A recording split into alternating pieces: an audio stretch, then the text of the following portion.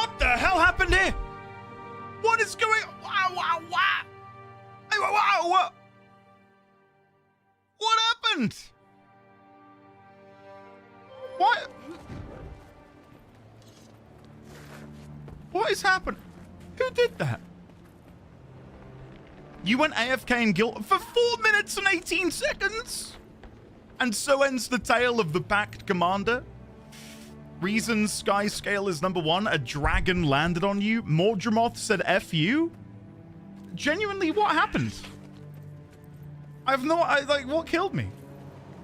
It's not like there's even an event here.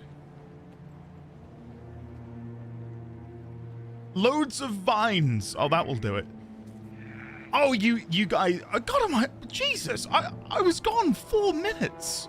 So in the time I was gone, vines spawned, I died, the event ended, and then I must have come back the moment it finished, right? God. That's crazy. I just walked inside, grabbed a Pepsi. Jeez. All right.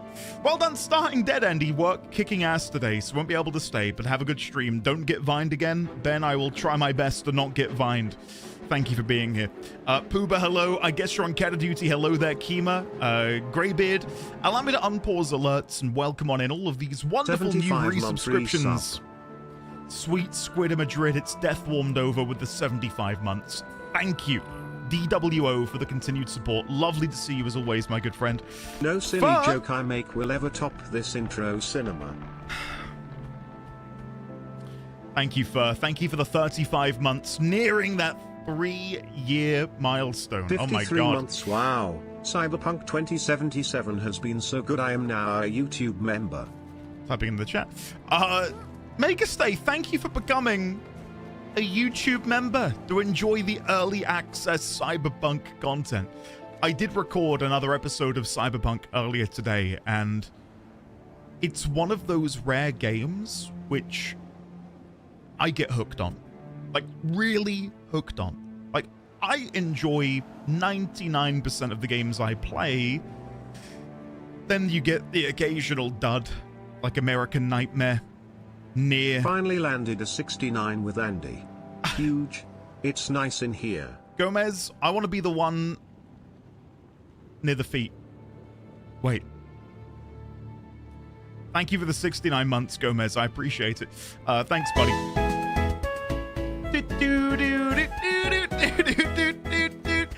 Whoa.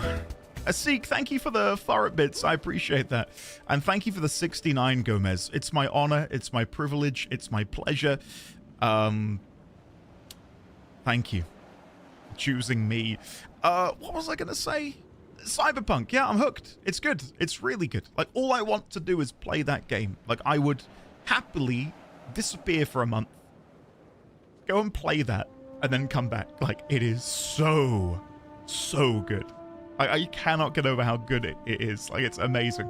If you've not already played, play it. Please, I beg of you. It is such a fun game. I get, again, it's not for everyone. I know Meg has said that she's not necessarily gelled with it, but I think if from the outside looking in, you think that's for me, it probably is. And you'll probably love it. So that's exactly what I did. I was unemployed for 5 months, so I spent a month just playing it all day, every day. Oh man, I kind of want to do that, to be honest. I'm so glad so many of you have started playing the game again, like a new playthrough in lieu of my playthrough coming up.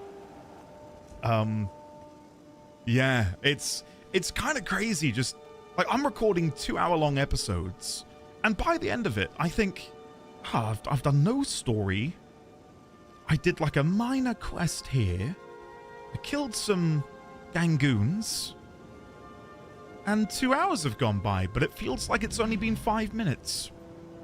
And that, to me, is a sign that the game's really pretty good, because 2 hours flies by. Like, I'm not even aware of the time. Like, I have to stop myself from playing. I'm like, oh shit, we're 2 hours in, gotta go. So yeah, thank you, Jumping Spear. I'm glad you enjoyed it. I had to stop watching your videos because I want to play it. I start the video, mute the tab, and let it run. Kevin, that's very sweet of you. Thank you, man. I really appreciate that. I imagine it's because of, you know, similar you know, like people watching the videos is what's pushing it to other people. So thank you. Patience is a virtue, and that's an important thing in 2077. I can't quite comprehend that it's been 5.5 years since it came out. That really blows my mind. Weirdly, I bounced off it twice. Like, the main heist thing seems like a spectacularly bad idea for my character that I end up resenting having to do it and stop. I think that's the point, though, Stray. I can't really talk too much about it because spoilers, but I think that's almost the point, is you're meant to be in over your head. And that can be difficult if you want to really RP your character. You know, like when a protagonist does something which is really silly and you think, I wouldn't have done that. That can sort of sever your emotional ties to them. It can sever your immersion factor quite spectacularly. I would say beyond the heist, you can then really make V your own. But I think for at least that intro portion, you are sort of along for the ride of this reckless individual who believes themselves to be untouchable. So yeah. I think Kingdom Come Deliverance 2 is on a similar level to Cyberpunk, just in medieval Bohemia. Never played any of the Kingdom Come games. If people want to see it, we can look to do that in the future. I'm still awaiting the shift to Tunes from Beyond the Binary for the Cyberpunk intro. Ah, that's good. I might have to do that. I might have to start saying that. It's a good idea.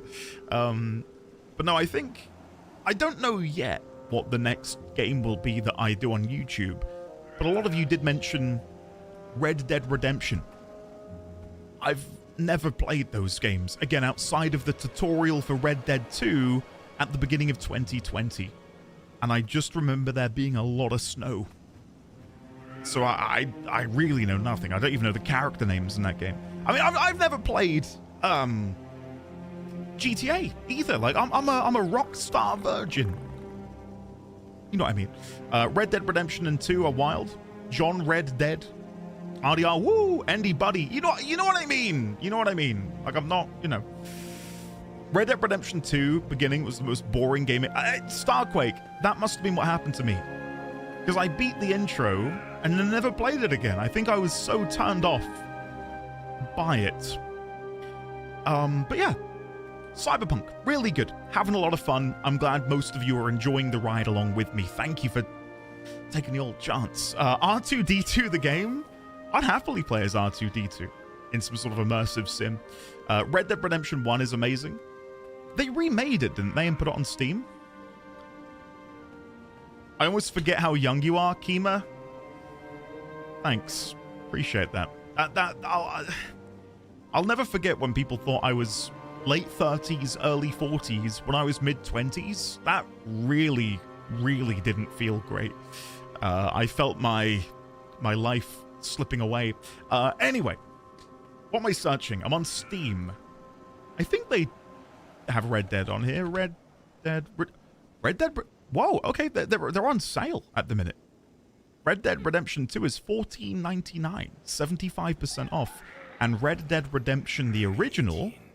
Oh, that was a very... Listen to this. Listen to the way he says Peggy 18. Peggy 18. That's very, sensual. Peggy 18. Peggy 18. What the hell? I've never heard that voice before. What is happening here? Peggy 18. What? What? I don't like that. I don't like that. Who is Peggy? It's PEGI, which is basically our ratings advisory board. And they tell you if it's 18 or 16, 12 plus, PG, you get the idea. There's a bundle right now. You can get both games for £33.53, which to me actually seems like a lot. Considering I can buy Red Dead 2 for 15 quid. So I'm paying £20 almost for the original. That's a steal for the great stories. I've got a passing interest in old country westerns. but it is nowhere near to the same degree as I imagine other people. I mean, I do have a fistful of dollars on vinyl record, because I love that film. But I'm not like a Western aficionado. Make some time. Hello there. How are you? Welcome. Peggy can drink now. Endy is timeless and unending. It's true, Raylex. It's true. At the beginning of a pig quest, they say Piggy 18. Yeah, I was gonna say, Luke, it's gotta be old, right?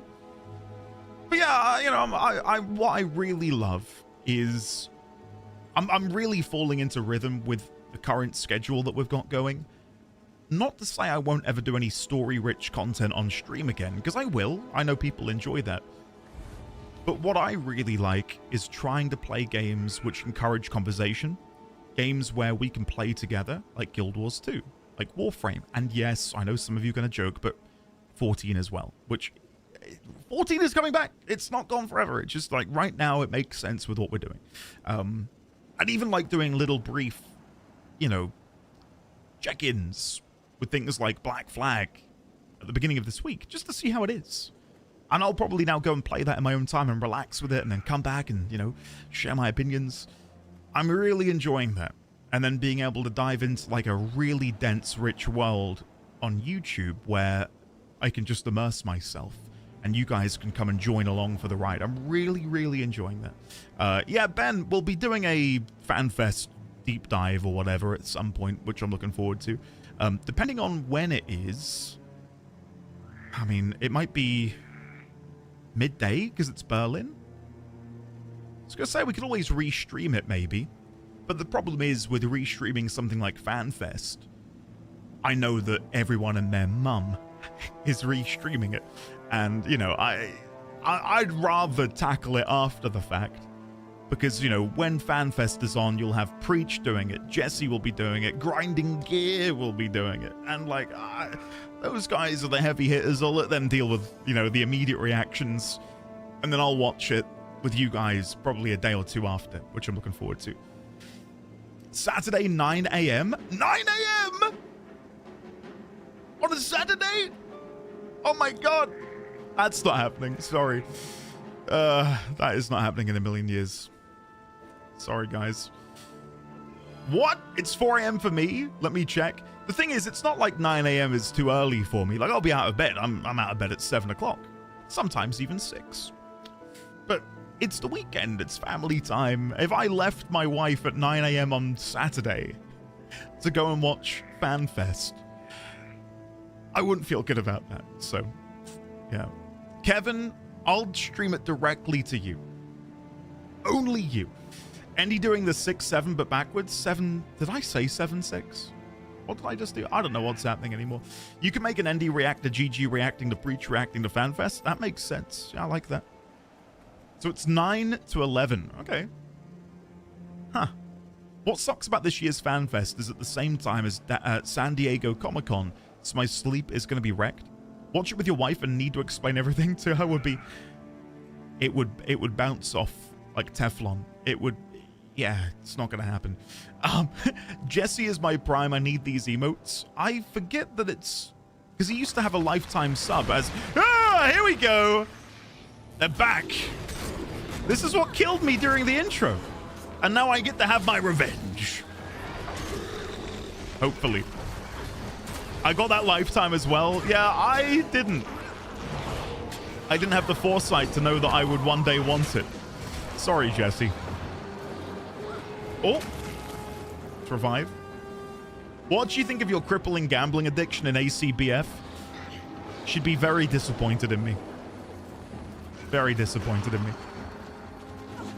Okay, I might as well kill them. We'll revive at this point, right? Oh, and it revived anyway. Okay, cool. Nice.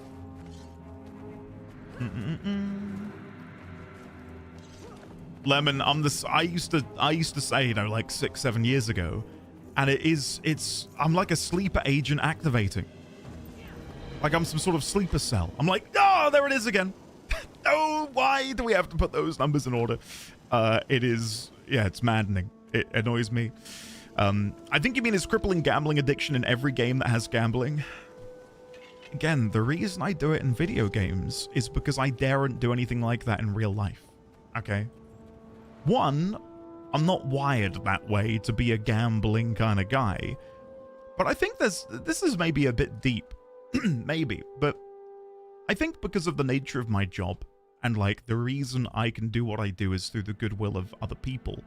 And I know firsthand from having conversed with so many of you over the years, like there was a time when, you know, people have had to apologize. Sorry, I can't subscribe this month. Money's tight. Or, you know, I'm a student and I've not had my student payments through, so I can't subscribe to you. Like, I know full well that the way in which I'm able to buy food and live and pay my mortgage is through the goodwill of other people. The idea that I would take that and then risk it on something is reprehensible. And that isn't to say that other streamers and content creators aren't allowed to do that, but I could not live with myself knowing where my income comes from, wasting that in any capacity. And it's kind of, it's informed my spending choices, I would say, in many ways. Like, knowing that I really don't want to waste it at all, not even a little bit. Like, I'm so careful with it for that reason. Anyway, let me try and get this point up here. There you go. Hello, Dragadan. Welcome. How are you? Ah, you caught up with all the Warframe streams. Nice, Dragadan. Hopefully you enjoyed. Your income is ethically crowdsourced? Yeah, pretty much. Pretty much. Students get paid over there? What the hell? Yeah, so every term we would receive a payment. Yeah. Anyways, here's some more Gamba money for Mr. Bossman in Didluff. Ambrew, thank you. I'll be gambling that at my nearest convenience. Thank you so much. Thanks.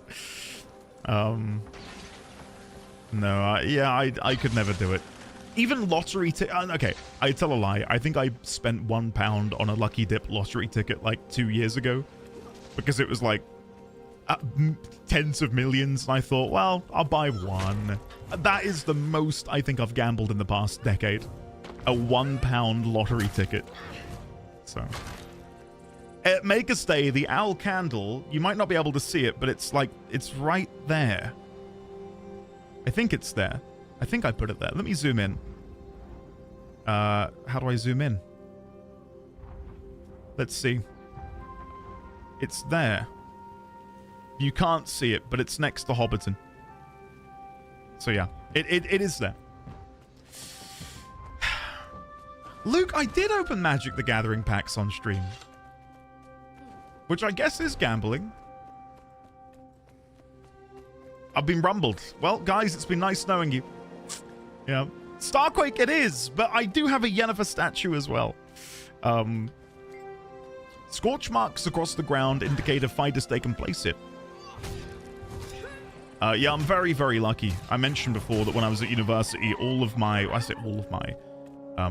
I had some statues on payment plans. This is over a decade ago now, and it worked out at like £30 a month for like 3 years. And I now just have a bunch of like really badass Witcher statues in my house just because I decided to save that money when I was at university, just 30 quid a month. So yeah, I'm super happy to have them. Nobody cares about Yennefer, Triss's Peak. In the book, it's Yennefer every day of the week. In the games, I'm way more drawn to Triss. I think just because of the nature of, how do I get over there? Can I climb up here, maybe? Hold on, let me try this again. Can't believe you're in uni for 20 years. Oh, do we not have... Chat's not on stream again. There you go. Before Cat comes in here and tells me it's not on. There you go. Speaking of magic, I got to show off my nerdom by correcting someone of a reference of the upcoming Star Trek set. Kevin, I one day hope to be as cool as you. It's not up at the moment, Leonix. That's what I mean. I'm now getting it up. Sorry. It's a bit late. I keep forgetting to open it. Silver Wastes is a nice map so far, from what I've seen. It's a very different locale from anything that we've seen in Guild Wars 2 beforehand. What are we talking about? Cleavage? Oh, guys. We're not even half an hour in. Relax. Get your minds out of the gutter. What are you doing? What's going on over there?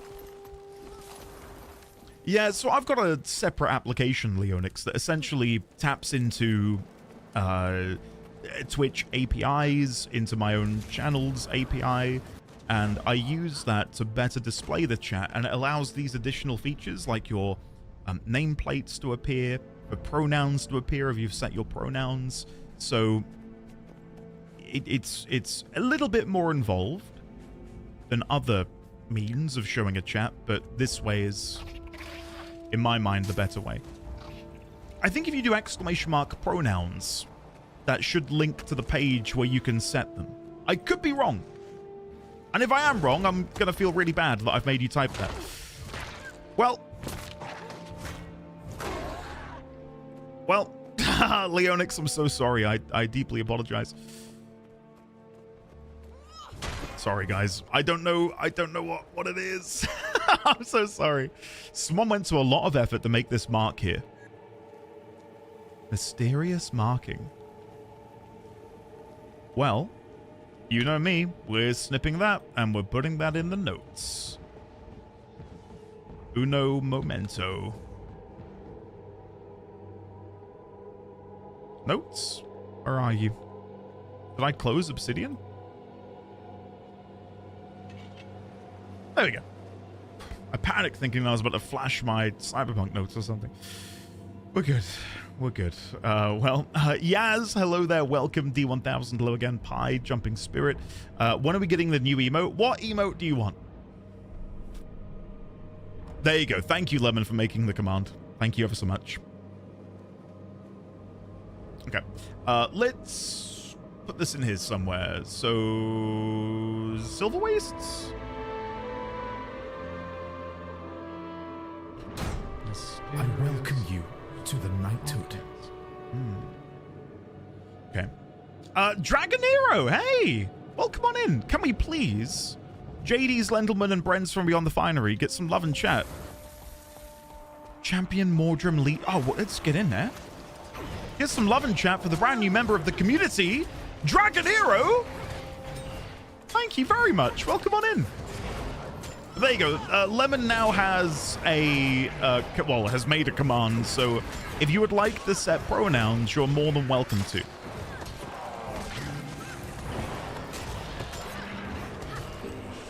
Nice.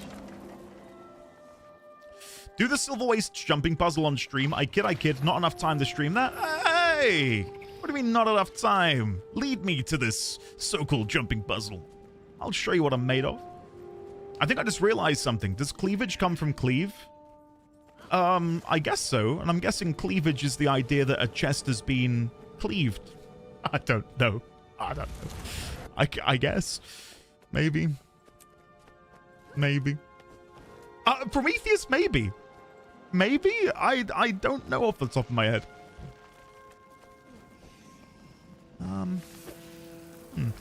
Champion Jungle Tendril. Yeah, I don't want to mess with you. I'll leave you alone.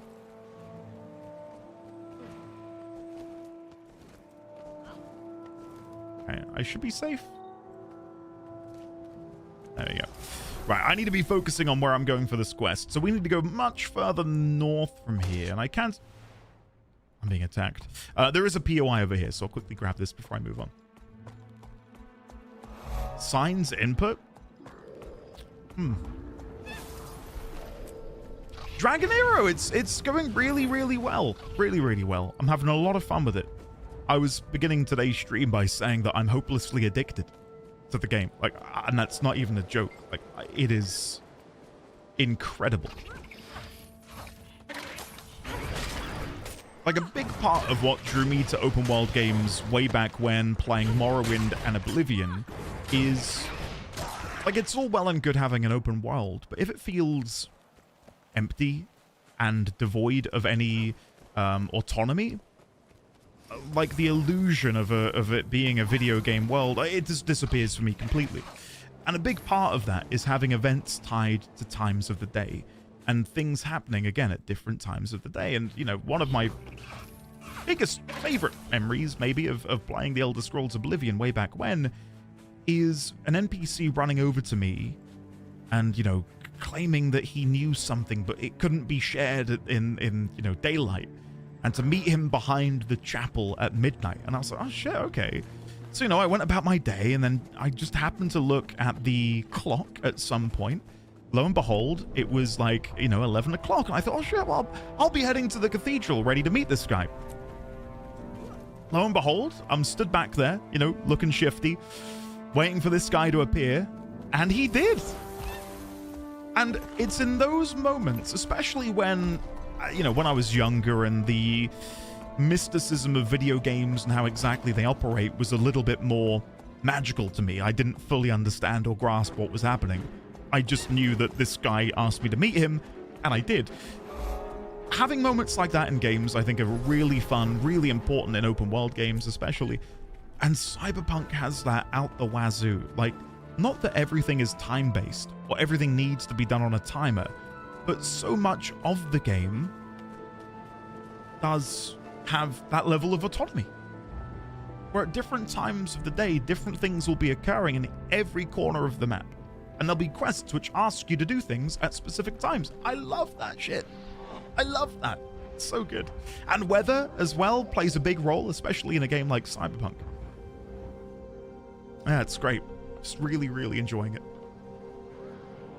And I've watched Edge Runners technically, Kesa Duty.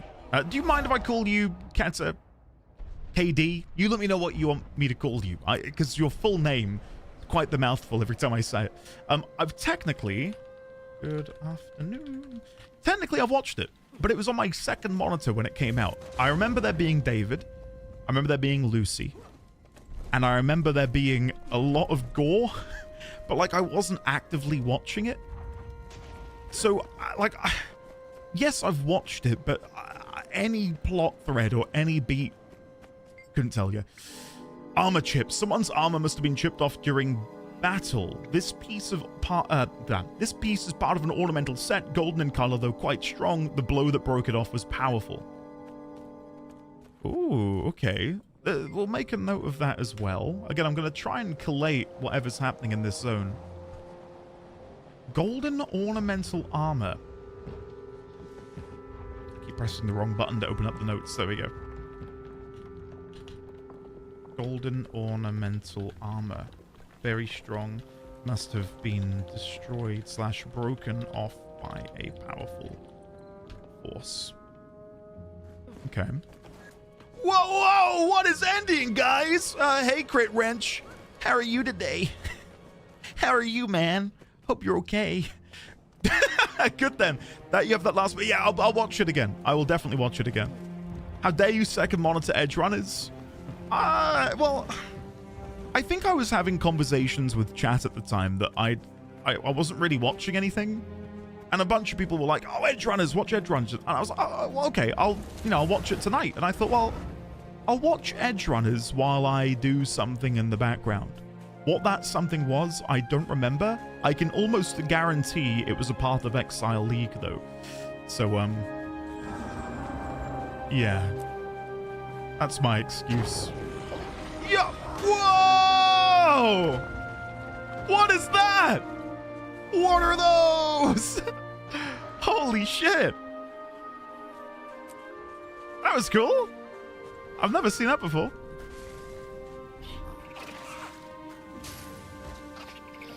Yeah, I kind of get you, Amber. I get you. I think, for me, being able to pour over each and every nook has made it feel way bigger than if you just drive through it, for example.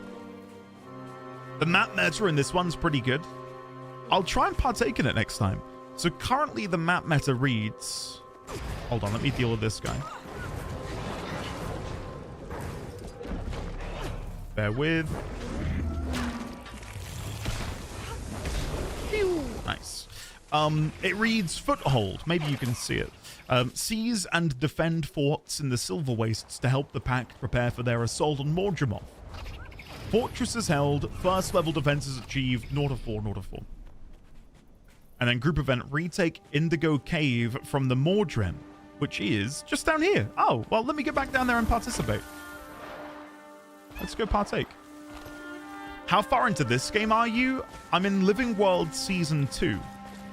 We're getting closer and closer to... Oh, hello.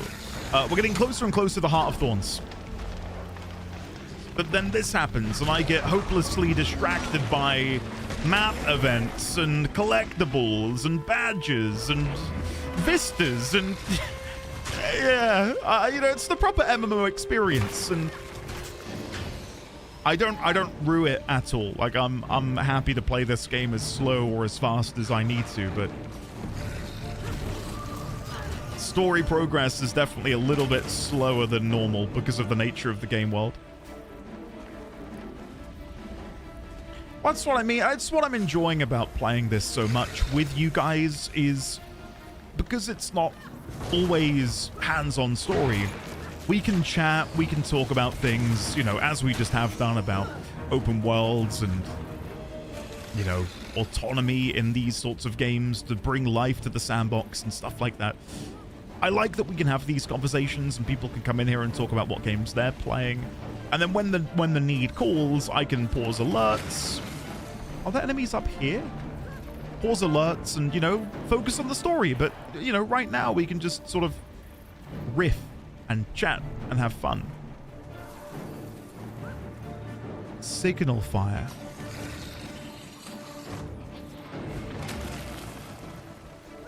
Can we activate that? Okay, there we go. Retake Indigo Cave from the Mordrim. Nice. Cool. Win, hello there, how are you? Full map meta, let's go. I mean, we can. Should we get a group together? Would anyone like to group up for the Silver Wastes map? That's a question mark, smiley face. Let's see, maybe we can get a group together if there's enough time. Howdy, nerd. Don't talk to me. I don't know who you are anymore. I honestly really wanted to like Guild Wars 2, but when I did my MMO tour during Shadowlands, I just couldn't love it as much as it appealed to me on videos. I don't know what I can say to... Not that I need to, or you're asking me to, but I don't know what I could say to try and give, like, you know, urge you to try it again. I have a long... I need someone to retrieve our stray supply caravan. Mm-hmm. Okay, Melona's in. If anyone else would like to join, feel free. Let's see if I can just invite random people who are here. Invite the party, invite the party. I have a long and tumultuous history with the World of Warcraft, and much like you, squad join request, pending invitation. Much like you, I also went on a bit of a world tour after the fiasco of Shadowlands.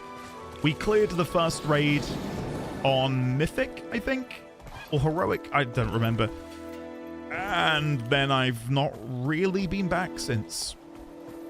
And I found my home really in FF14. But I also found another home in Guild Wars 2. They're very different games, both of them to WoW.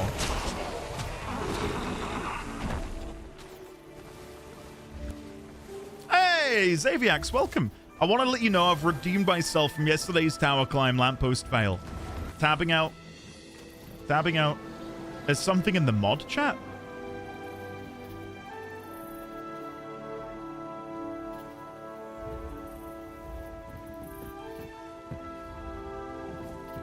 Interesting.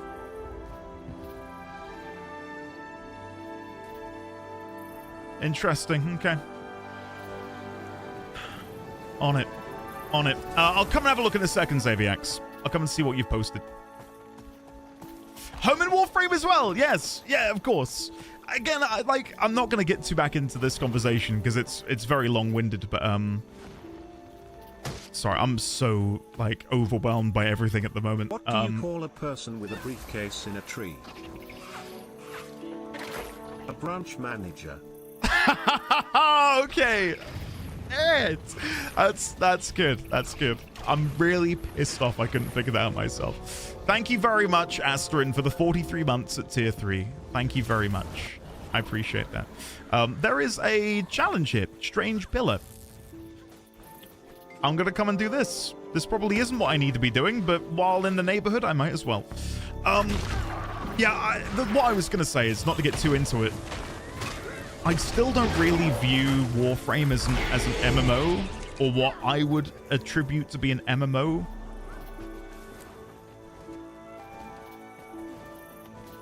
And I know, again, let's not get into that chat, because we had like 50-50.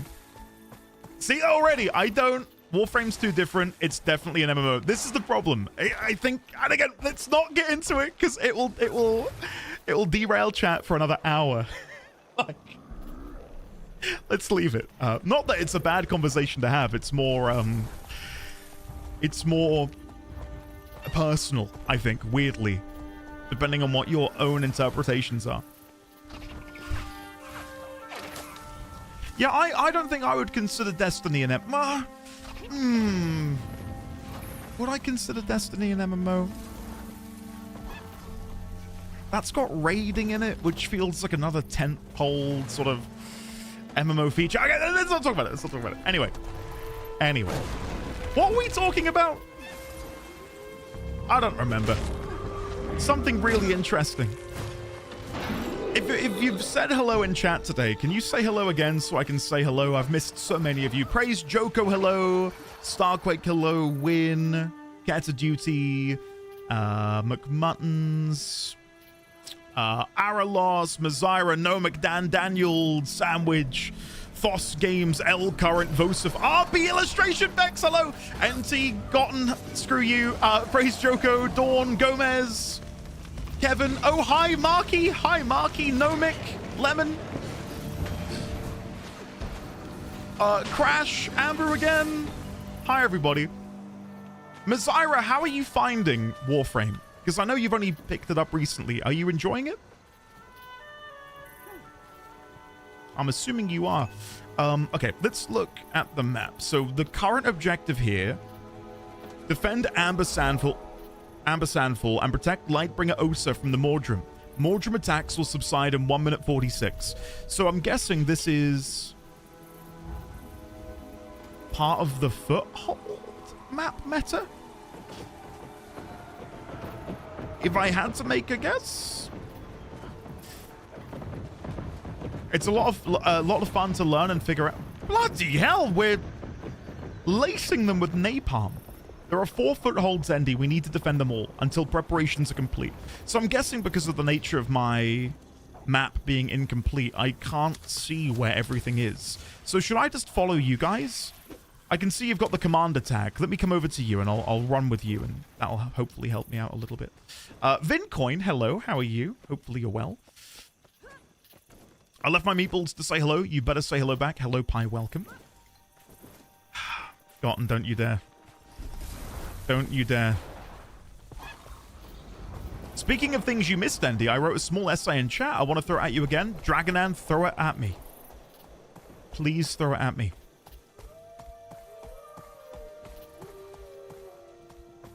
For any subtle plug for the Patreon, if you're a Patreon member, there'll be a room tour video soon, but tonight I'll be taking some photos of this shelving unit back here, which I sorted out yesterday. It has on it every single World of Warcraft action figure ever made. Ever made. And out of curiosity, I thought, I wonder how much these sell for boxed. Bearing in mind they used to retail for about £20 in 2008. Let's get started. I have a random World of Warcraft figure that, if it was still in its box, is worth £300. And another one worth £200. Mine are not in the boxes. I display mine proudly. So that could have been, you know, my son's, university fund had I kept them in boxes. I didn't know they'd mature in value. But no, I'm very happy to have them out and about. 50, well, no, that Patreon command is actually out of date. I'm gonna die. I did not realize a single jungle tendril would do this to me. Hold on. There you go. Yeah, sorry, that is out of date. I now get a 70% split because of Partner Plus. But before Partner Plus, yeah, it was 50%. And then after tax, it would be obliterated. So, you know, if you subscribe to me for $5, I would get about $2.50. And then there's like an additional cut because it has to be converted to Great British pounds. So that $2.50 would become maybe like £1.80. And then I do a 20% tax on top of that for 36p, which leaves me with £1.44p per subscription. So say 100 people subscribe to me for $500.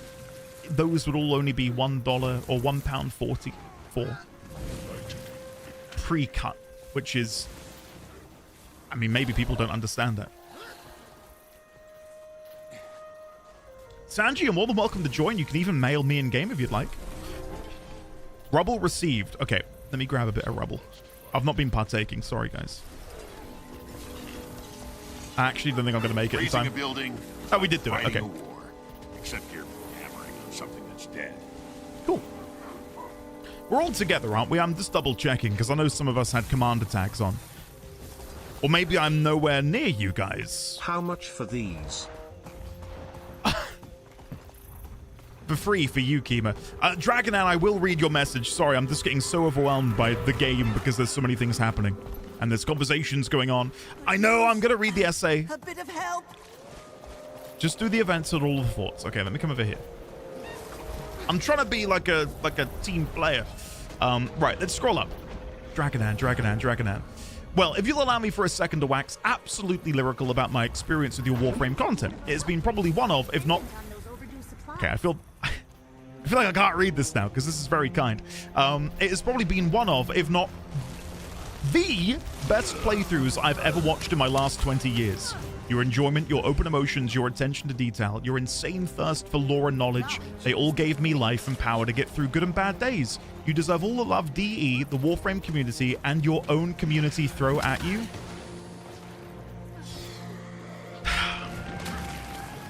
You can't do this to me, Dragonan. You can't do this to me. That's so sweet. It's, it means more than you can possibly imagine to hear you say that. It's, it's a really odd career, I suppose, in many ways, especially my one. Like, I know for people who are maybe, like, mega famous with thousands of people watching them, it's a very different experience. But for me, to experience what happened, well, no, to be a bit more broad, to even have people watch me is something I still pinch myself about 8 years on. Like, I don't take that for granted. What happened with Warframe, again, don't take that for granted in the slightest, but there's a level of disconnect there, right? Like, unfortunately, because of the nature of YouTube, you know, a lot of the success is measured in views and retention. Like, if I open up my YouTube app on my phone right now, what I am met with when I open my YouTube app is this. I'm going to be honest with you. First thing I see, latest published content, big words for a small man, ranking by views, 10 of 10, which basically means of my last 10 videos, it's performing the worst of the last 10. It then says views 4.2k, and next to that is an arrow pointing down. Then impressions click-through rate 7.2% with a green tick next to it, and an average view duration 26 minutes 13 seconds with a big arrow pointing down. And then above that are other stats: views, watch time, revenue, subscribers. Like, what I love about Twitch is the very human interactions I get to have with people, and to talk about the good and the bad, the ugly, whatever's going on in our lives, the games we're playing, you know, whatever comes to mind. The tricky thing with YouTube is it front loads you with stats out the ass. It is constantly telling you how well you are doing. It reduces viewers and, you know, community members down to mere numbers, which, like, I get it, right? It's a business after all. But there is a level of separation there that I personally really find difficult, which is why I try to interact with comments on YouTube. And for those watching the Cyberpunk series, I started, I think it was episode 10 or episode 9, going over some comments I'd received. And a lot of people go, just don't read the comments. Don't interact with the comments. If I don't interact with the comments and the people watching, what's the point of me making the content in the first place? Like, that to me is the lifeblood of doing something like that. And being able to experience the joy of people, especially during my Warframe playthrough, who would come in and say, you know, I've not played the game in a decade, watching you's got me back into it. Your attention to the lore has made me download Obsidian, and now I'm paying attention. I've done all of the stories again. You know, go on and on and on. Like, there's people commenting similar things like that. And that is what makes me feel good. That's the real joy that I get from doing things like YouTube, for example. And obviously what you've just shared, Dragonan, is something which I don't think you really could put into a YouTube comment, because it's something which I think needs to be said person to person in the moment. And I cannot thank you enough for sharing that with me, because it sounds so verbose and so cringe, maybe. And it's not cringe, that's the wrong word to use. Like, I feel like I'm almost patting myself on the back, but that's like a big part of why I do it. Obviously I do it to, you know, pay the mortgage, pay the bills, live my life, but the real joy of it for me is that interaction. A tier 1 sub to Arcano. Massively so. They have given 115 gift subs in the channel. Thank you very much, Kima, for that gift sub. To Arcano, welcome on in. Thank you for being here. I've been watching your Warframe and Guild Wars 2 videos for a long time now. Been here since Zaitan and just sort of lurking on Twitch. Just wanted to pipe in and say that I absolutely adore how fun and in-depth your playthroughs are. Also, you inspire me to continue my own Cyberpunk 2077 journey. There we go. Can we please, one and all, get some love and chat for Arcano? Not only for being here, not only for having received that gift subscription from the lovely Kima, but for such a wonderful message. Thank you, Archon. Appreciate that ever so much. I can't say much about the Warframe playthrough, but seeing you enthusiastically go into detail at the start of the Street Kid playthrough in Cyberpunk was a real breath of fresh air and really fun to see, especially since most of lately, my feed just gives bad news and drama about stuff that doesn't even affect my real life. Dragonero, I can relate. I can massively relate. Bandit Crests, nice. All these positive words, comments about me, I'm getting all flushed and hot and sweaty. Stop it now. Bring Gotten back in and crit. Let them have their way with me. That sounded weird. Where are we going? This way, I think. Yes. Oh, no. But no, again, it's a very solitary thing. Like, for me, my work is looking at a monitor most days in a room by myself, chatting to another monitor where you guys are. And there is that level of, again, disconnect. Like, I'm not actually interacting with people, but I am interacting with people. You know what I'm trying to say. So again, not to sound like a complete twat, right? But when the crowd at TennoCon cheered and being able to... Right there, criminal scum. Nobody breaks the law on my watch. That was mean. That was mean. How dare you, Kevin? To see the people cheer, it's like... I'm proud of it. It got me in my heart. It got me in my heart. My face may not have shown it, but that did sting. But yeah, to see a crowd full of people go, yeah! It's like... God damn, okay, like, these are real people.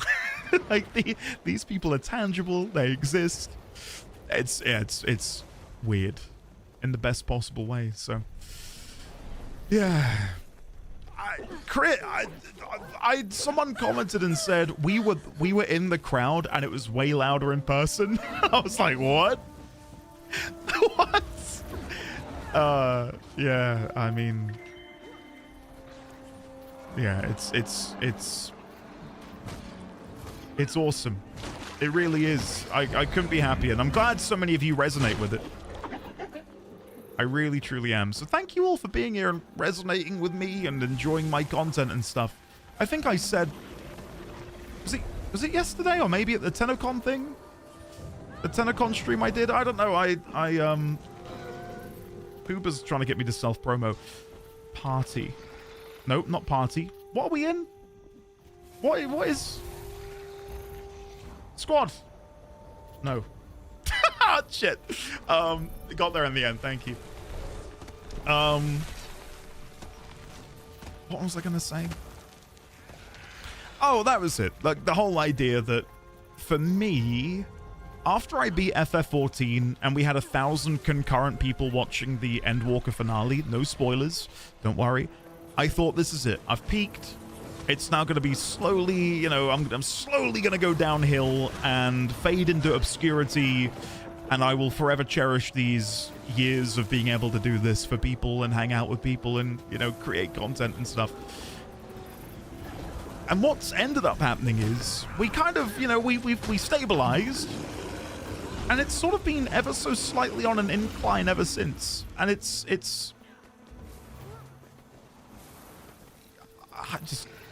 I don't know.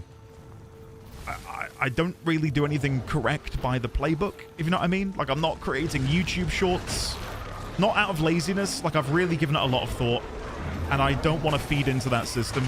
And I know it's a weird hill to die on, maybe, but... Oh, God, I don't want to get into this, because I want to be playing this game and enjoying Guild Wars. I don't want to be talking about negative things, but I do vehemently believe that short-form content is a scourge on our attention spans, on humanity. Not like to the degree that I think it's the worst thing in the entire world, but I don't want to feed into something like that. Again, I really gave it a lot of thought. I even edited some because you guys were like, make short content. Not all of you, but you know, you're like, make short content. That'll get your stream out there. And I made some, and I thought, nah, this isn't me. This isn't me. Because then there also comes with it the Crimson KMR gifted a tier 1 sub to Andy's back.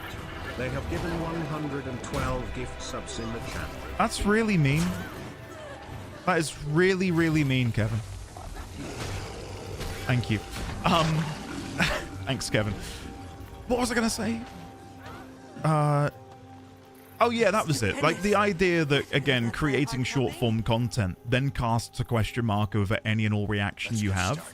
Because if you go into content creation with an idea of, oh, if I react X to this scene, then I can cut that, and that'll make a really good clip, and that will get people to watch my content. You know, I think it's a little bit different when you're doing long-form content. Like a 2-hour-long video, I can be myself. I'm not having to overreact. I'm able to enjoy it because the people watching are there for the long haul. Hopefully get what I'm trying to say. I wish I could hide shorts forever. Same. Current, yeah, dude. It's not good, man. It is not good.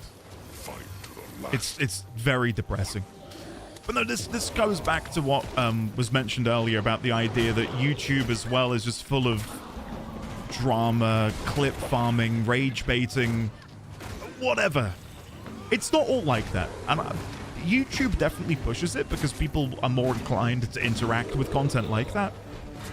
If you are able to curate your feed, there are some fantastic creators out there, fantastic corners of, say, YouTube, Twitch, and yes, even the hellscape that is social media, if you're willing to give time to curating it. But that's a huge commitment. Like, it takes a long time to carve that out for yourself. Dang it, Andy, getting me all happily choked up early in the morning. I'm so sorry. I'm so sorry. But yeah, it's I'm glad to be a part of that, at least somewhat, for you guys, because maybe he'll hear me say this, maybe he won't, but you know, I not grew up. I was in my teen years and early 20s, but you know, I used to watch a lot of Dex Bonus and Jesse Cox and Total Biscuit, the Ogscast, like creators who I would say are incredible role models. And in a sea of shit, their content was like a shining beacon for me where I would be drawn to it and find joy. I'd find compassionate, like-minded people. They're engaging in their content. And that sort of served as a refuge of sorts from what was a pretty tumultuous time on the web. To have those sorts of people out there. Jumping Spirit, it is the craziest thing. And I know it's not to the same scale, right? Like TB and Jesse and Dodger, tens of thousands of people would hang out and tune in and whatever. But to know that we have got a little bit of that going on over here is incredible. Asterix, welcome. Do you still play Counter-Strike? That's the question. The Oxcast was all I watched a decade ago. Dude, same. I still tune into Jingle Jam. Every year without fail. Annoyingly, though, my stream time coincides with when they start Jingle Jam, so I have to catch the VOD, but still. I can't miss Jingle Cats for the life of me. And by the way, for anyone wondering what we're doing a meta event. You can see the bar over here. We're about 3/4 of the way, and then the next stage of the map meta will begin. Oh, well, Neon, thank you. And if you haven't already, Neon, can I recommend you join the Discord? That way we can keep the interactions going off stream.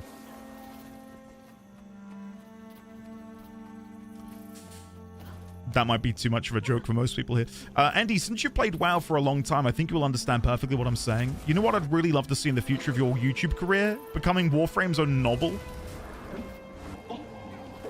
I gave it a lot of thought. And I would still like to dabble in that a little bit.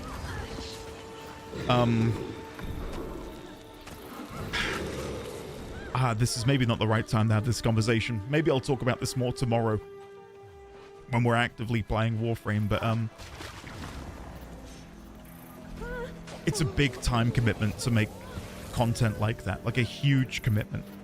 And the only way I could do that, like, wholeheartedly is to no longer do playthroughs like I'm now doing with Cyberpunk. It would have to be only focusing on lore content for Warframe.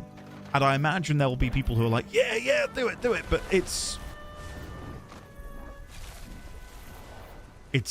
easier said than done. It's a lot. It's a lot to do that. I've got great respect for people who are able to pump out, hour-long videos going over the nitty-gritty of all the lore. But for me, it's like you've got to have the research. And the research and the double-checking and the proofreading and all of that is so time-intensive.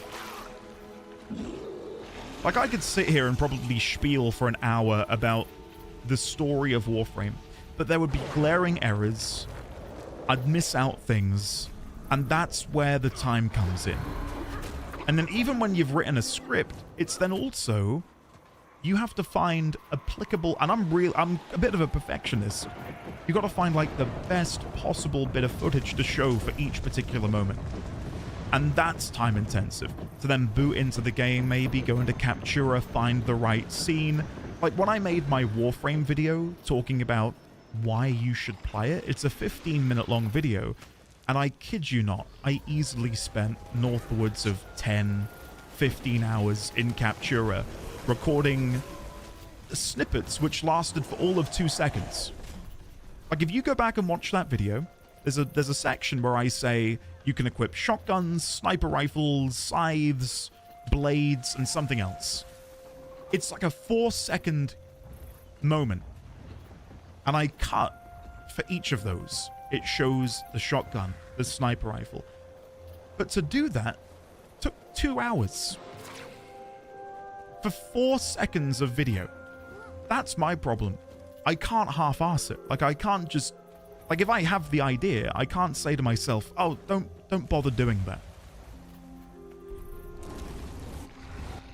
Like, I don't...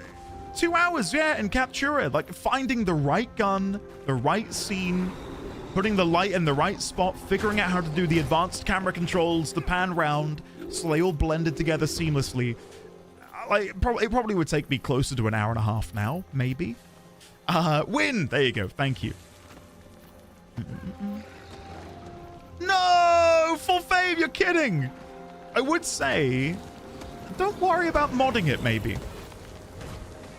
The game is perfectly playable without mods. Sorry, I know a lot of you are commenting, and I will read them all. I'm just spieling too much.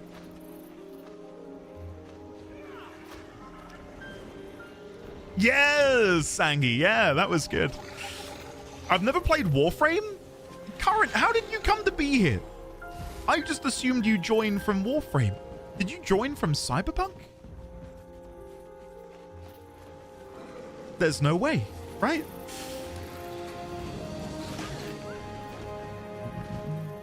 I know I get that, Dragonan, for sure, and I'd like to do more stuff like that. It's, My heart pumping? Let's get started.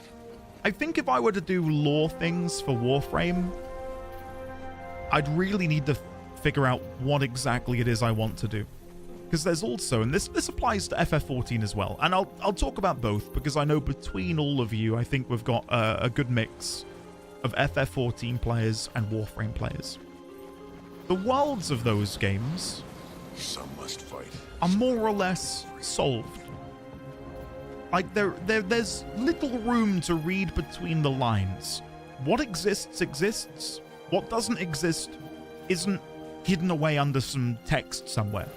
Like, it's very open, very matter of fact. There is very little room for creating or like discovering new story. And what that means is, if someone made a video on the world of Warframe or the world of FF14, let's say 3 years ago, that's still going to be relevant now. Very little will have changed. The game doesn't change. The worlds don't change. The story and the world building is exactly the same. There's only going to be little things you can add on to that. So for me, for example, just let's say I made a video on the history or the entire story of FF14, or the entire story. Oh, here we go. We're on to the next part. The Breach. Champions killed, 0 of 5. I'm going to go down and meet the commander. Oh, they're here. Yeah, like, I could make a video talking about the entire story of 14, the entire story of Warframe. 95% of my content for either of those videos would be identical to a video made by somebody many years ago. And that doesn't make me happy. Like, I'm not excited to make that video. And yeah, I know I could give it my own take, and I could do my own editing and put in my own clips.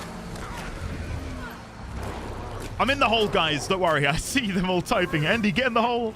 I'm in the hole. Again, I get that some of you very kindly would love to see that, but as an investment of time to make a video of that quality and that length, it would be a tremendous feat. Like, it would take up an ungodly amount of hours to make something like that. Hold on, I'm trying to briefly focus on the games to figure out where we're going. Like my short film I did. People don't realize how much time and effort it takes. Writing and storyboards, trial and error filming, refilming, and countless late night editing, choosing soundtracks. It's Commandy, exactly. Exactly. I mean, I studied film at university, and some of the projects we worked on, like doing live filming and recording, it like for a 5-minute short film is weeks of planning, hours editing out. Like it's insane how much time goes into something, especially as simple as that. Oh no, I tried to do the languages, and it's not that I necessarily didn't want to. I just sort of thought to myself, someone's already figured this out. Like, there are websites you can go to translate the languages of the Grineer and the Corpus and so on in Warframe. So it kind of felt like a little bit of a, like, I didn't mind figuring out a few of the different, you know, letters and, you know, making my little Rosetta Stone. But yeah, it just didn't feel like something that I wanted to invest even more time in, because it had already been solved, you know. I've got so much loot, and we'll look at all of that in a second. Pick a lane each. Well, I'm here with you, mate, so I'm going to follow you. Is this RIBA Thistledown? I don't know what this is called. But we are doing it, yes. And so far, it's been okay. It's been fun. Is it important to you personally to do something nobody has done before? Or is it more in terms of success and reach? Bit of column A, bit of column B, I would say. If I make something that no one else has made, there's more of an interest in watching it for people. And on a personal level, it feels more exciting to sort of chart new territory. You know, like if I were to make a theory video, which is a little bit different from a, you know, matter-of-fact lore video, but if I did, you know, theorized about what I think is coming in December, that will be unique to me, and that would excite me. But if I were to make a 3-hour-long recap of the entire story of the game, there is a really good video out there already. And it's like, everything in that video is basically what I would do, in the same order. Like, it feels derivative, even though it wouldn't be. Like, I've not watched the guy's video, but it would be derivative of what they've done. Vosific, it would be such a monumental time sink. Each lane will go into the next section one by one. Looks like we're fairly well spread out. Okay, well, I'll chill with you guys. I'll just... Am I okay to stand with you here? And go when you go? I'm yapping too much. There we go. And sometimes you gotta just say, I know someone's done this. I want to find a way for me to do it that carries my voice. Exactly. And I've done that a little bit before. And, you know, I'd like to do it more in the future. It's just figuring out how to balance everything. That's the hard part. That is the hard part. If I had the budget to bring on an editor who would source the videos and put it all together for me, that would be insane. But I do not have that capability. If I did, oh shit, then yeah, we'd do some. And I love scripting, I love writing, but I lose my head a little bit when I'm editing. Even though I have the degree, even though I've got the history of doing that as a job, I hate editing. I hate putting everything together because it's, again, the whole perfectionism thing. I can't let myself be happy with something that I'm 80% sure on.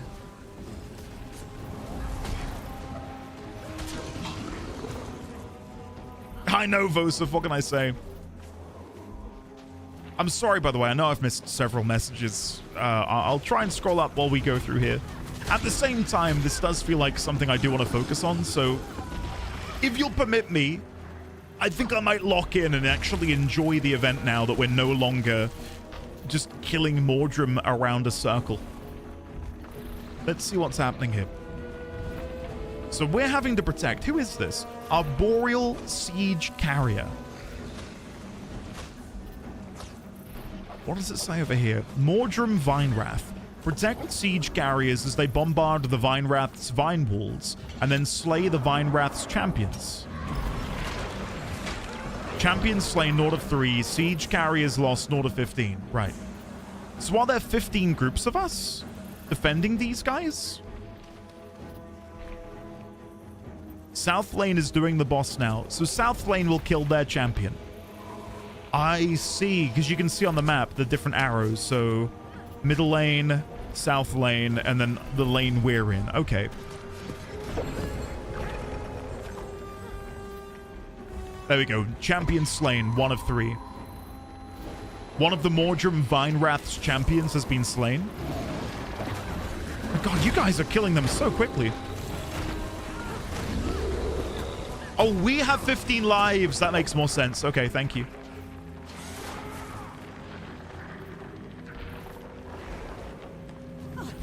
Guild Wars 2 is stupidly active. And I mean stupidly active. Like, you go to a world boss that, again, is like over a decade old. And I did it this morning, actually. I over my morning coffee, I killed some world bosses. And, you know, it was like 7 in the morning. and there were so many people killing like the Shatterer, killing the Shadow Behemoth. Like it's almost unbelievable how active it is, considering how old it is and considering that content is so far removed from the most recent updates. Hey, Dragonan, congrats. And I honestly, I don't mind talking about this stuff. It can get a little bit long in the tooth, especially if people are tuning in for Guild Wars, and I'm here yapping about, like, the merits of conversing with people about, like, my YouTube content. You know, it can get a little bit, yeah, a little bit much, but I don't mind. This is over a decade old as well? I mean, I guess so, yeah, shit. Oh my god. I did accidentally get teleported to a future zone. Was it last week? I think last Wednesday. I was playing the game a little bit. And I used my world boss teleporter. And it said, imminent threat. Here, go here now. I clicked it. And it... Yo! Whoa! Champion Mordrem Darkwing? Oh my god, it's a dragon! Holy! Look at that! Anyway, yeah, my world boss thing teleported me to some green oasis. I left very quickly because I didn't want any visual spoilers, but it looked good, what little I did see.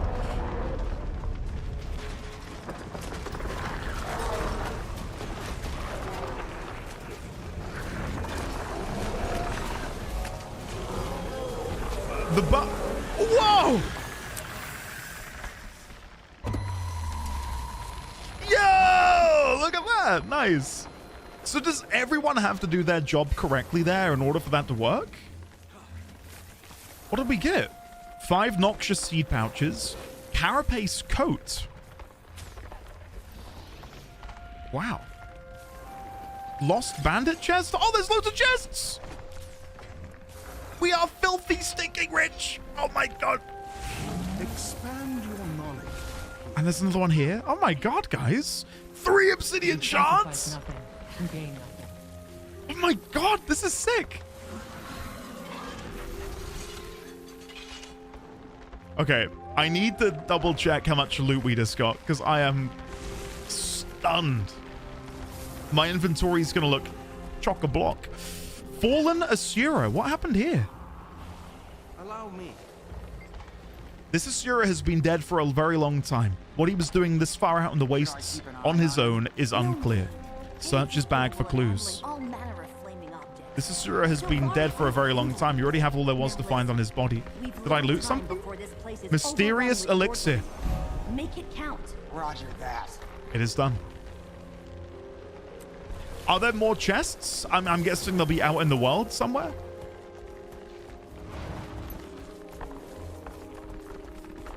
Cats of Duty, have a lovely rest of your day.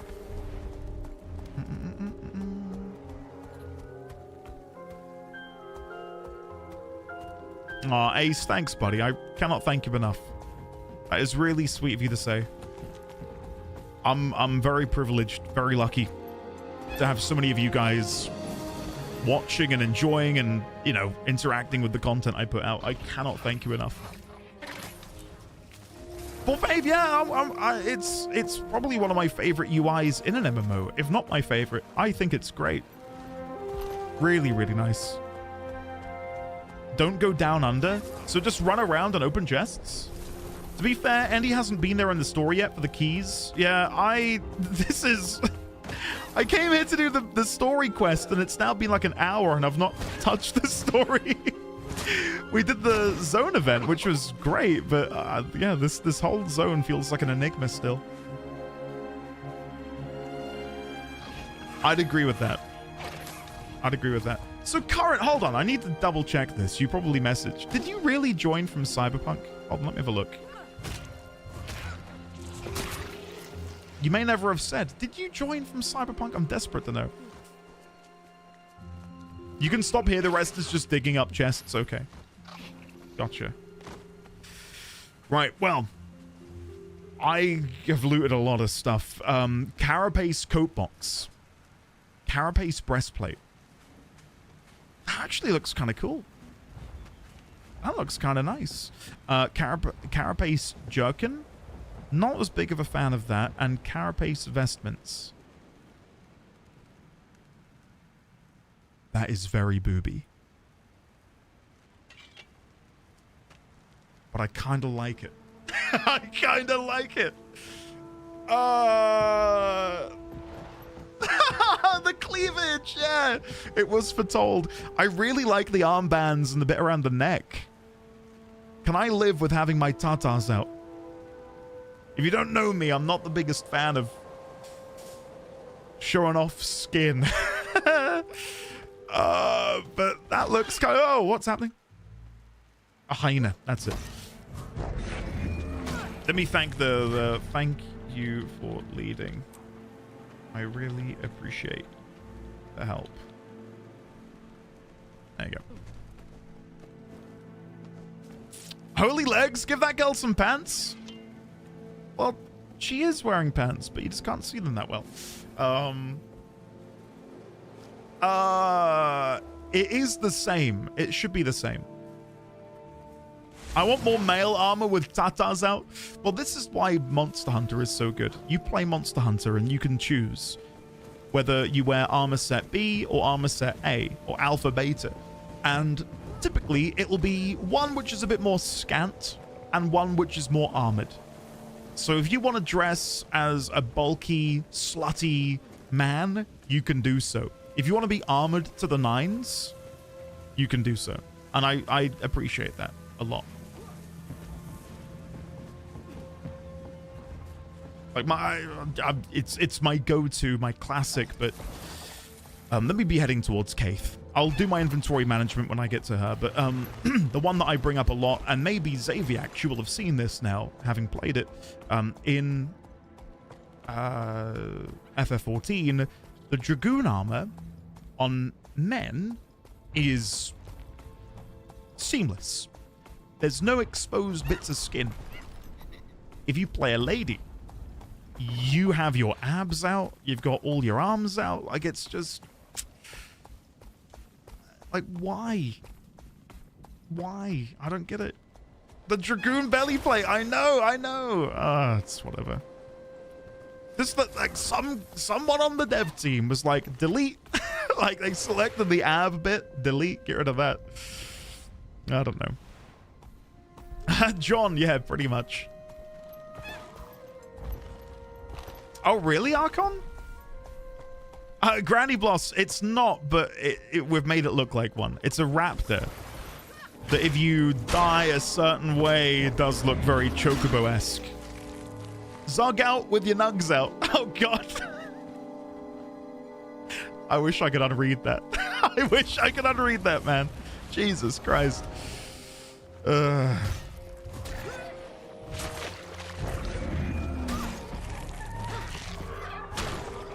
Greybeard, that too. That too. The thing is, I really like what I currently look like. I love my chest piece with the glowing circle in the middle, the chains which then connect into it. Like, it goes with the wings. I love it. I really love it. I could change the dye again. It's been a while. Should we give like a green colorway, maybe? Green, maybe? Like more Reaper-esque? What do we think? Fell green? I've got Limesicle, which does this. Which is, kind of fell green. It's almost too much, though. I don't like that. It's too green.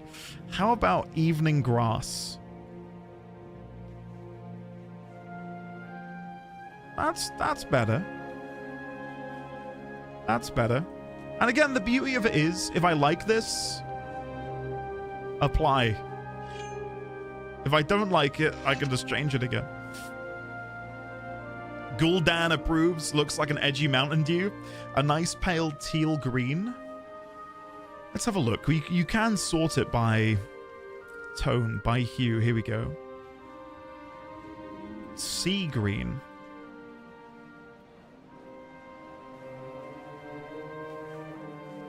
That's kind of nice. I think I'd want it to be a slightly darker shade on my legs, like that, maybe. No, it needs to stay that, I think. Sea green. What about regal? More of a blue. No, I like that being teal. Deep teal. Here we go.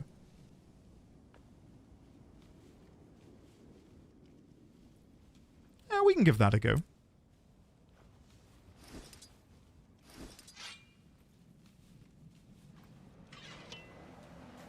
I like it. Blue and gold is a staple for my necromancer. Well, that's another thing, isn't it, that I can do? I can go into here and change a look. Syndragosa Chic? That's it. That's the one. I'm not changing it. You've convinced me. Antlone, you're offline, so I will leave the group. There you go. Right, what was I doing? I need to climb out of here now. A dark yellow-green palette. I was running a gold and red scheme for a long time. Very long time. And I still probably would go back to that if I had to pick one and stick with it. Hi, my favorite expansion is Wrath of the Lich King. Crit, it's the go-to colors, man. I mean, I'm wearing gray, red, and black right now. You know, we just need a little bit of gold in here and we're good to go. Oh, the Ward Knight set is very nice. Okay.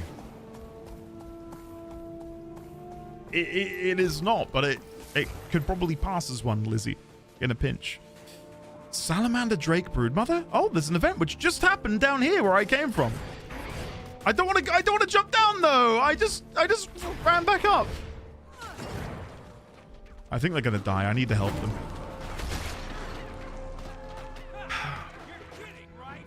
Give me a sec.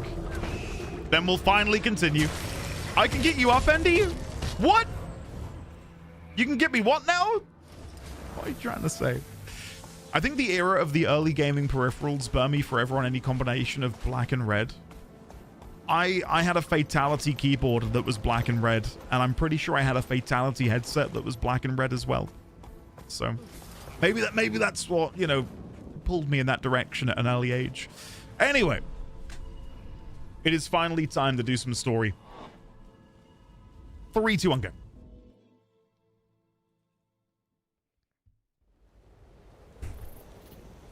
Right, Kaith. I've not seen Kaith in a while. Hello, Vigil.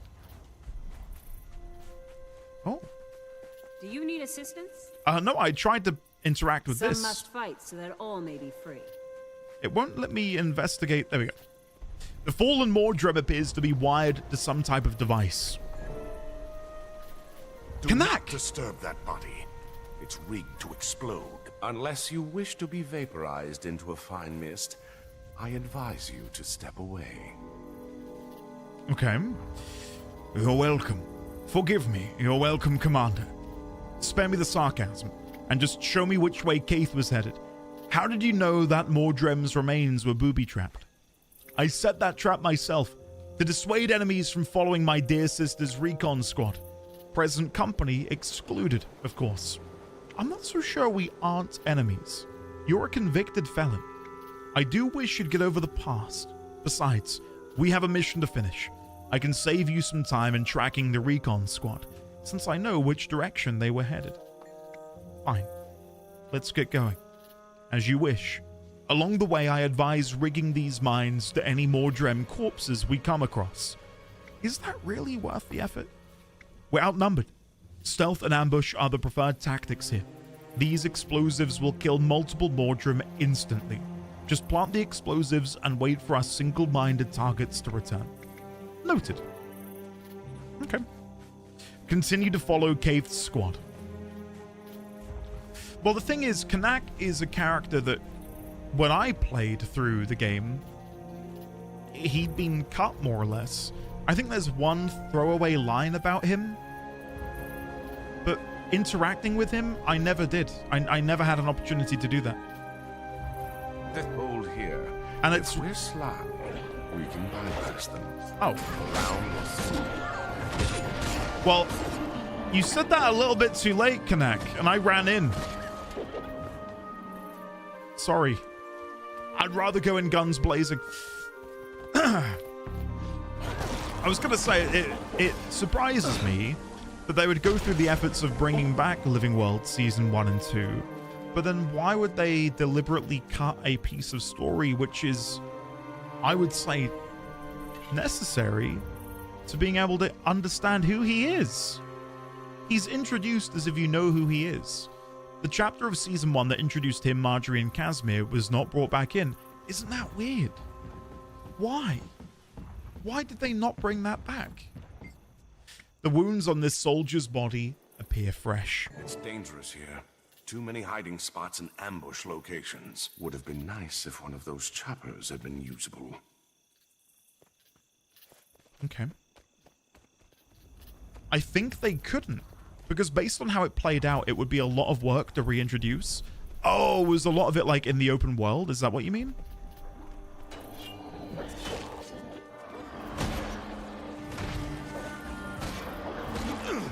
So for them to have been able to have gone in there and introduced it and brought it back, it would mean sort of decoupling it from this system. It was on the first map they added post-release. The whole South Sun story arc was very experimental. It was an open world live event. Oh, okay, that makes sense then. I wonder if I've missed a piece of dialogue somewhere, or maybe a notebook or a journal which goes over the events of South Sun Cove. Like, if there was something in game that I could read to at least, like, tell me what happened. That would have been nice. There's the squad. And maybe I've just missed it. Right, okay. Gotcha, thanks, guys. That makes more sense. And the music of Guild Wars is yeah, sublime. I think I mentioned on the last Guild Wars stream that I was saving up to try and pick up the Guild Wars 2 vinyl box set. It's up for pre-order at the minute. Hold on. I don't know what it is off the top of my head. It's oh, Kate's finally here. I checked the website, and for 4 LP it's like £70, which is pretty good. Like, if you can get an LP for less than 20, that's good. You're not being price gouged. And I thought, okay, well, let's see what shipping is. Shipping was 50 quid. So I'm hoping it gets a distributor in the UK, because that's insane amounts of money for music. Some must fight so that all may be free. Welcome to the Silver Wastes and dear Ravenscroft. I see you have my little brother Kanak in tow. I was told you might need some extra help out here. Nothing I couldn't handle, though I do appreciate the sentiment. Has your squad found anything useful? Not yet, though my instincts tell me we're close to finding the source of these Mordrem incursions. Let's see if we can prove you right. Judging from their increasing numbers, I'd say we must be getting close to something important. If so, I imagine they will be increasingly belligerent. Feel free to hide when the action starts, Canuck. Are you worried that I'll show you up, Keith? No comment. Okay. Sure. I thought she might bite, but no, she doesn't give a shit. Heck yeah. Can I place the bomb and then let them patrol back into the bomb? The Mordrem are still increasing in number. Which means we're close to learning what they're up to out here. Let's see. I've not tried this before because I'm too gung-ho, but let's see.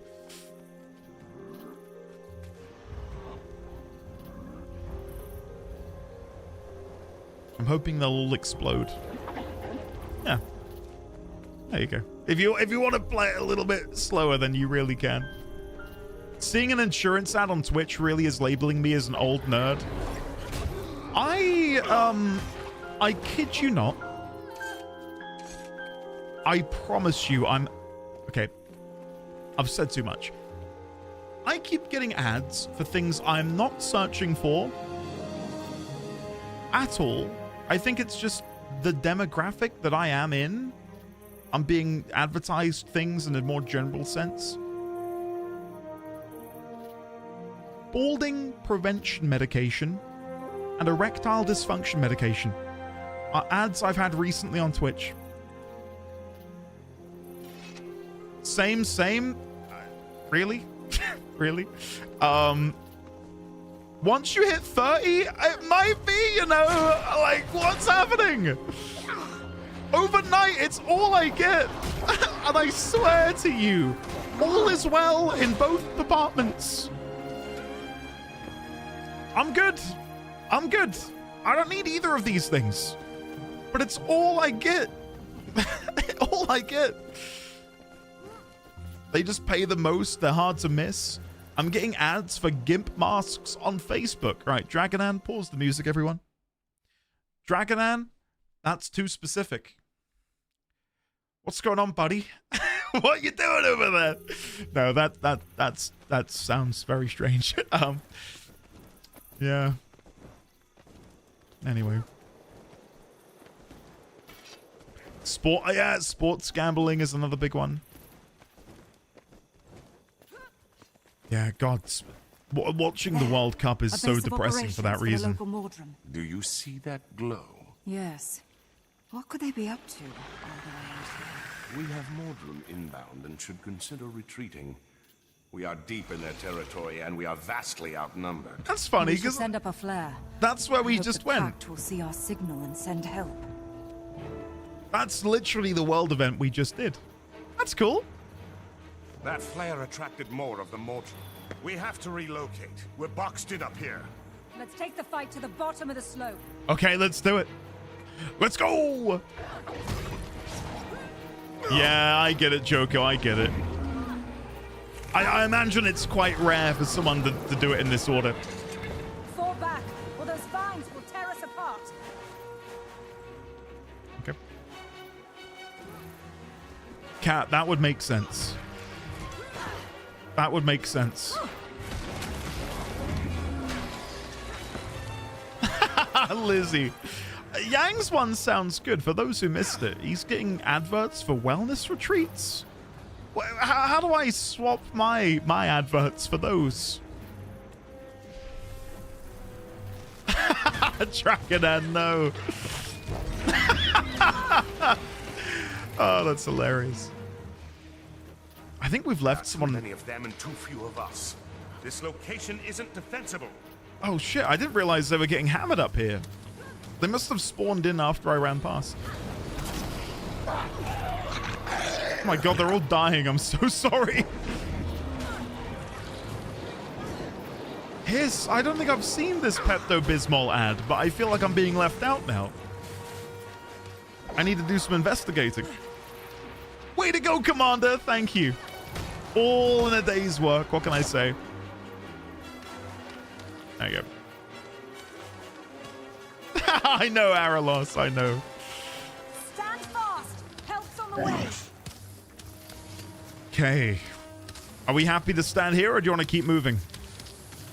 It just says survive the Mordrum assault. So can we just chill? We don't have to go anywhere. I mean, I'm guessing we probably want to kill the jungle tendrils. There's some up here. I did this earlier today. You can just chill. Okay. Chill here and watch Pepto-Bismol. Dragonero, not that I can think of. I don't think anything crazy has happened. Quickly or there won't be anyone left.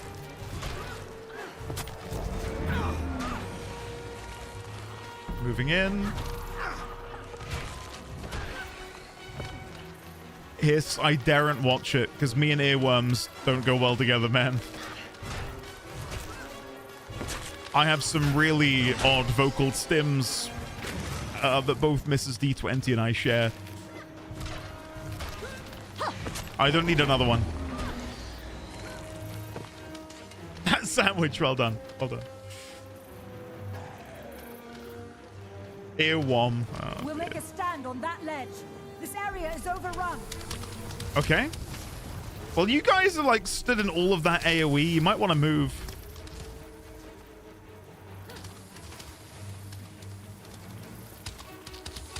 This is an odd one. Like it feels. There, everyone on the chopper. I'm not the biggest fan of that quest. Like that felt really kind of like half-assed.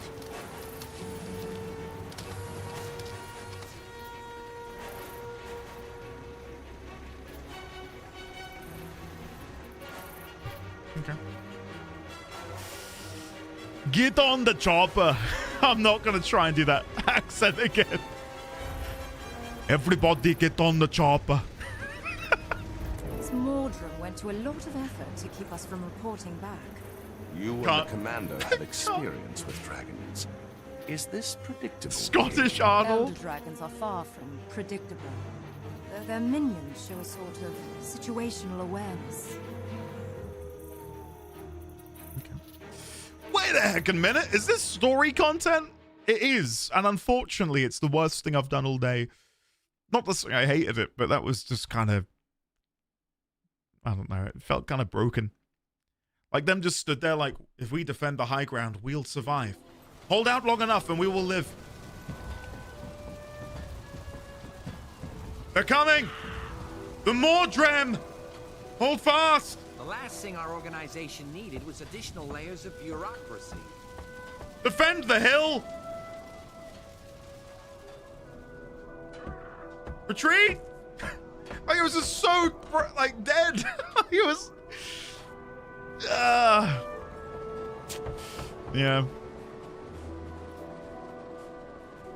When the rest of the game is so good, it really stands out when there's like a dip. Marjorie Delacroix calling in a favor. And dear Ravenscroft, we've hit a dead end here at the Derman Priory. Would like to interview the resident dragon expert. But he has retreated to a secure location deep within the Priory. Unfortunately, they change the access cipher to that room on a regular basis, and no one here knows the latest one. Remember the young explorer named Campbell from Fort Salmo?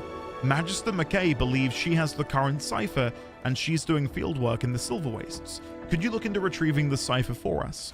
To convince her to give you the cipher, repeat this phrase. Long live the King of Deldrimor. I did not mean to delete that, but I did. Sorry. Sorry, Marjorie. This one's good? Okay.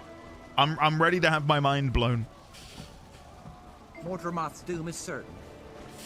Came as soon as we saw your flare, Commander. Took a big risk taking one of our birds out with all this dust and sand in the air, but obviously one that was well justified. I appreciate that, Tactician. Do you know where Keith and Canuck went? I'm not sure about Canuck, but Keith went to report to the Marshal with the information you uncovered on the enemy's disposition and behavior. That intel will be crucial to our strategic planning. Thank you. If you see them, let them know I have some business to see to. Absolutely, Commander. Anything else I can do for you? Actually, yes. I'm looking for an explorer by the name of Campbell.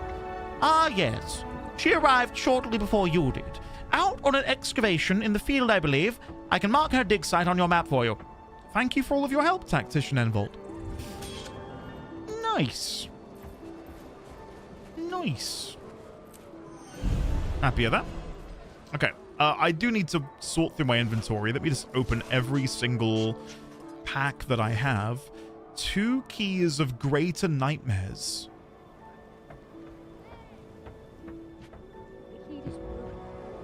Okay. I don't know where they'll be. Another chest, another chest.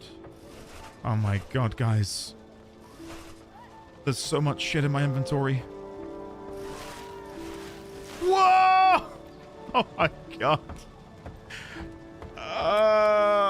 No.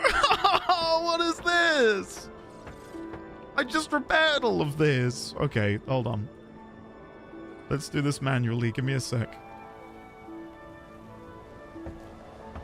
This is something I like about the game, but also don't like. Like, when I want to just play the game and having to sort through all of this, it's a little bit much. Right, here we go. Let's do this again. Use all. Brace for impact. Nice. There we go. We've got 4 more here. And then we will salvage all.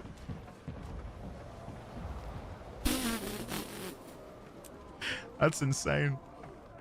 There we go. Did you end up buying the bag slot from the Wizard Vault? No, I bought loads of Mystic coins and clovers. That was what I've prioritized so far. Let's get started. Okay. Right, what else have we got? Embroidered coin purses. Even more items to open. Branded strongbox, branded strongbox. 4 of those. 5 of these. There's another bag there. Oh my god. I can't believe how much stuff I've got. And then salvage again. And then the enjoyable bit, we've got some random rare gear. Use all. Salvage all rares. How many ectoplasms will we get? I'm going to guess 22. 24! That's pretty good. Nice. Cool. Awesome. I own 17 ectos right now. Echo. Get good, noob. My toxic arc has begun. A dinger, hello there. Quick salvage tip. Move the unidentified gear to your invisible bag, and then you can salvage all safely instead of having to click each piece. Into my invisible bag.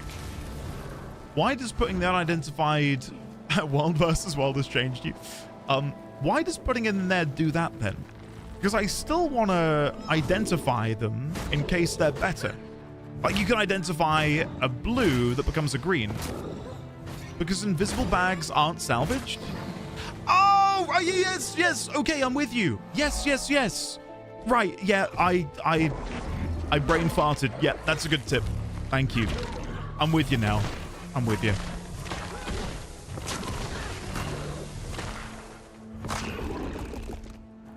Luke, congrats on getting your chassis, man. I need to crack some relics tonight, but I've been so busy. I really want to try and get all of the weapons in Barrow's shop, but I don't know if that's going to happen. Right, let's quickly just figure out where I need to go here. So we're trying to reach this location. There are no waypoints on the way there, but we can just run down the bottom and around. And then up. Oh, it's right by the hero point we got earlier. Okay. Okay, yeah, we can do that.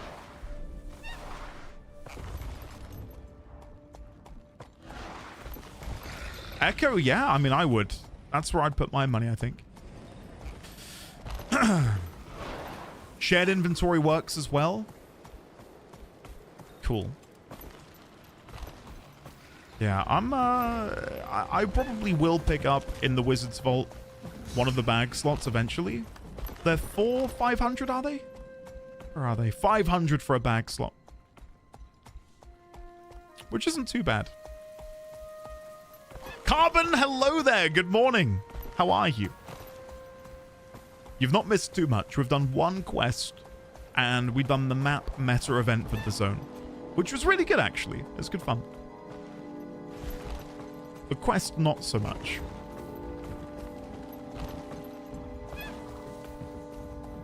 Ah, Bashield, that makes sense. Commander, I had a feeling I'd be seeing you again after you saved me from those Seraph ghosts. What brings you out here? I was told you know about a certain Priory cipher. Oh, the cipher to the storage room. I guess I am the only one besides Magister Stonehealer who knows it. We're all so scattered these days. Far too busy. Do you have the password? I do have it. Great, what is it? Long live the king. My grandmother's beard. You're a feisty one.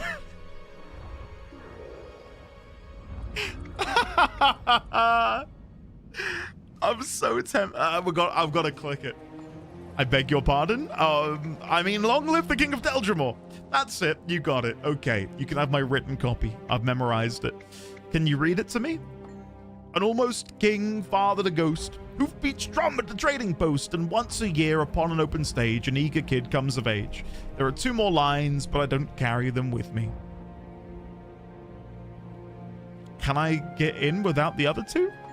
No, but you needn't worry. I left the other half behind for security reasons. You'll find it when you find the 3 books each of the lines in the cipher refer to. Got it, thanks. Okay. Interesting. Search the Derman Priory for Ogden Stonehealer. I'm so in. I'm so in for this. For those that missed my playthrough, I am a Priory member. A proud Priory member. NV, what legendary are you working on?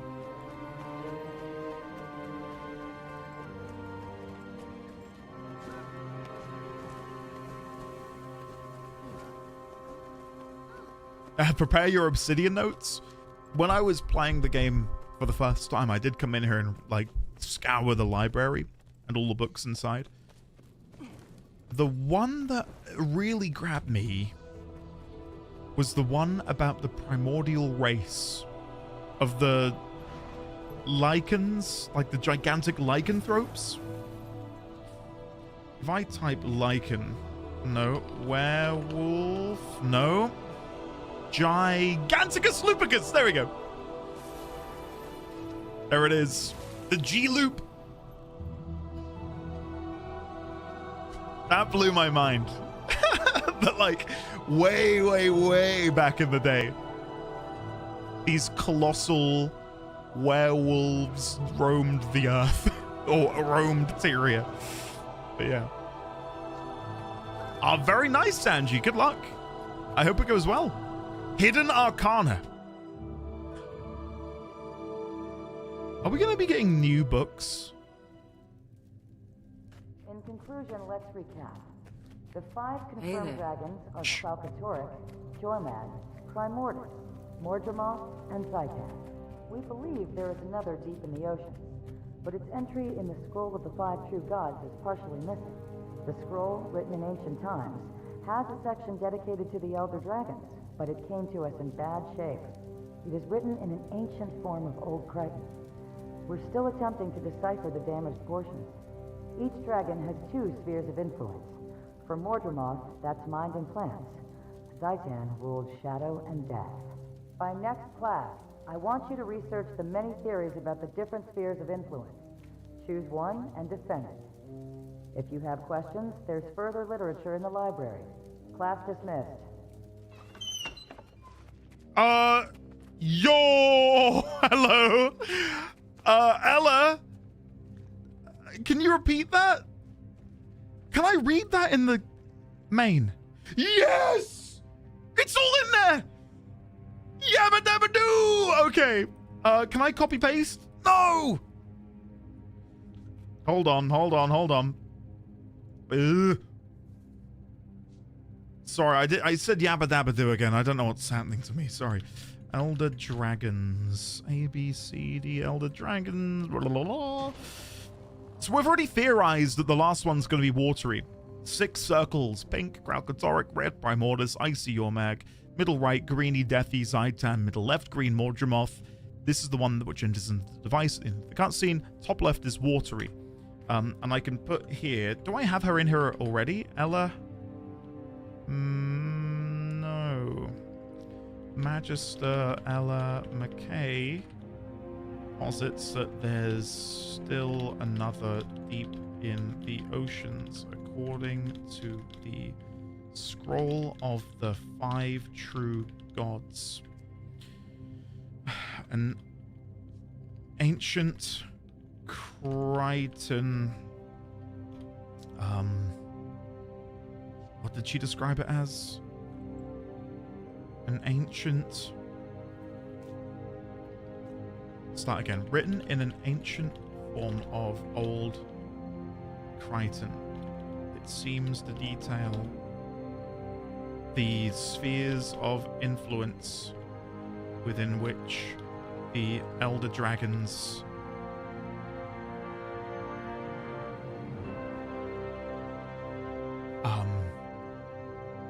have within which Elder Dragons claim domain over. So what did she say? 5 confirmed dragons, Kralkatorek, Yormak, Primordus, Mordremoth, and Zaitan. We believe there is another deep in the oceans, but its entry in the scroll of the 5 true gods is partially missing. The scroll, written in ancient times, has a section dedicated to the Elder Dragons. It came to us in bad shape. Okay. We're still attempting to decipher each dragon. So let me go back here, and I'll write this up above. Each dragon has 2 spheres of influence. Mordremoth are mind and plants. Zaitans are shadow and death. So we don't know what the other ones are presently. Okay. Can I chat with her? No. Is there any book in here? Yeah, because she did say further literature in the library. Do you think that'll be different to the literature that was here before? Because we came here during the base game, and there were loads of books, and distinctly, Liam O'Brien kept sneezing. And again, if you watched the video, you know what I'm talking about. There was a cat in there, and he was like, I'm allergic to cats. It was in here. Oh yeah, look, there's no books. Oh, you're kidding. Yeah, this is full of books that you could interact with and read. There are a couple of students in here. Can't chat with them. You watched it last week? Well, there you go. Chef Robertus and sous chef Seymour Oxbone. Heck yeah. Poor Liam. Wow, look at that. Oh, what are you looking at? I don't know. Let's move on. Right. Let's have a chat. Casimir, nothing. Marjorie. Hi, there you are. How did it go? Did you get it? The cipher? Yeah, I got it. It's a testimony to how scattered the Priory is right now, that the only person who knows the cipher to get into the storage area is out in the Silver Wastes. It's good you saved her at Fort Salma. It's definitely not typical. We need to speak to Magister McKay. She's pulling some heavy-duty strings to get us into the special collections. We're meeting a Magister Stonehealer. You don't know who Ogden Stonehealer is? Oh my god, this music.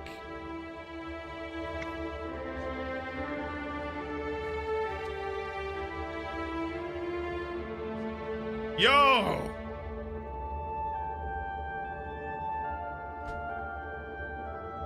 I can't talk over this.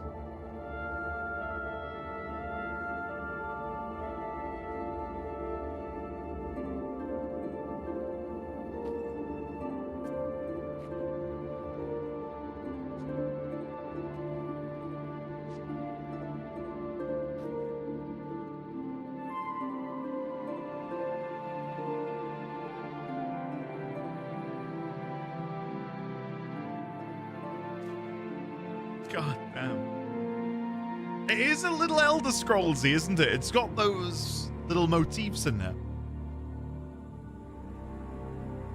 Wow. Kaz, he's one of the most magical beings I've ever met. He's a dwarf, the last of his race on the surface of Tyrion. Grenth alone knows how old he is. Hundreds of years at least. Tell Casimir what happened to the others. Centuries ago, many dwarves turned themselves to stone to save Tyria from Primordus' champion. Most went underground to fight destroyers. Ogden remained so their sacrifice would never be forgotten. That explains his area of expertise. Dragons. There she is. Ella McKay. Hello again, Magister. Have you met? Welcome, Scholar. It's a pleasure to see you again. I hope your well of knowledge has deepened in the intervening time. That's cool. The Magister is documenting Mordremoth's awakening and its ensuing actions. My field experience has provided a good foundation for my research and chronicle. Magister Stonehealer is going to help you gather information on the Elder Dragons. He rarely agrees to such things. I will warn you, he's quite old and has little patience. He's the last of his kind. We'll show him the utmost respect, of course. I'll take you to the Special Collections entrance. Archivist Earnsward will guide you from there. You retrieved the cipher? Yes, we have it. Very well. Follow me. Python, I will consider it. Could you imagine? Oh shit, David Beckham. Quickly, make a note. Remember to put those weapons near the door. We may need to grab them on short notice. Okay. Hello, Scholar. I'm still waiting for those item manifests. This is cute. This is cute. I like this. Well, if we're about to go to a different area, the restricted section, as it were. Wait. For the millionth time, there are no culinary applications for bloodstone dust. None. No good can come from feeding it to living beings. What do you know? I'll take the dust to the streets and start my own food cart. I'll be rich. Are we interrupting something important, Chef? No, Madam Magister. We're just having a small professional disagreement. Are these the visitors you mentioned? Yes. They have dispensation from Magister Stonehealer to visit the Special Collections. I've already adjusted the wards to allow them entrance, and the Archivist has been warned that they're coming. I'll show you how it's done. Be careful down there. Follow me, please. Yo! What?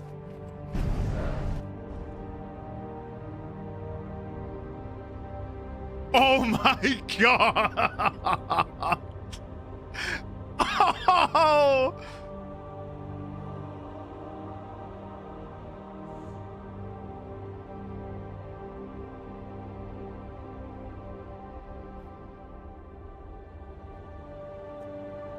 Please say there are books in here which I can interact with. This is the Derman Priory's Special Collections. Security here is tight, for reasons you'll soon understand. You are free to browse. All we ask is that you handle artifacts with care and remove nothing from this area. I have to return to my work. Archivist Earnsward is here somewhere. She can guide you to Magister Stonehealer.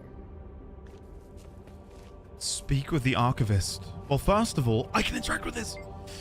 Abaddon! Hold on, wait. Let's do a little something to make this sound better. Abaddon, Lord of the everlasting depths, keeper of secrets, open mine eyes and bestow upon me the knowledge of the abyss. From the scriptures of Abaddon, giver of magic. Oh, the ceiling. Oh my god.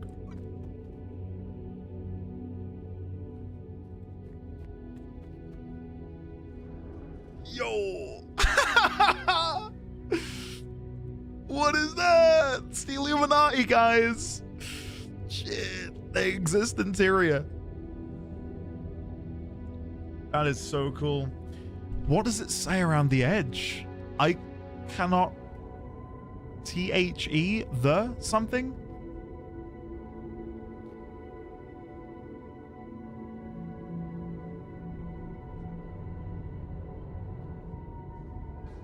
I would say THE for those letters there. Let's get it. What is this specific section called again? Sorry. It's like the restricted section, isn't it? Special collections.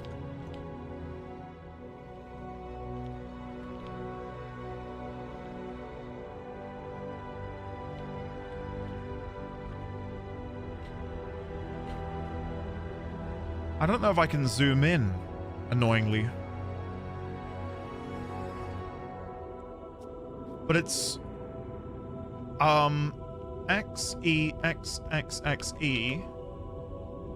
The. I'm assuming that's an E. XXXXEX.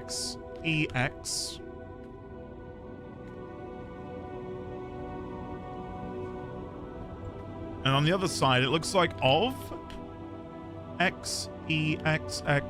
XEXX.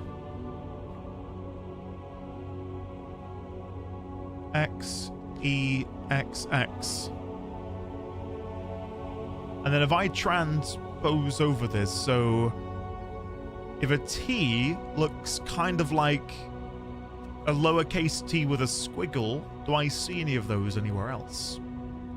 Again, this is just me throwing shit against the wall and seeing what sticks. I think that's a T. And this looks like a T. Secrets, maybe? Secrets? That would make sense. And now that we have S, which is...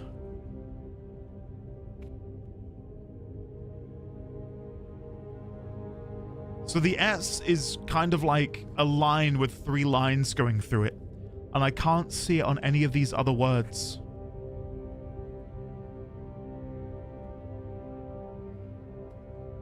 Yeah, no other S's.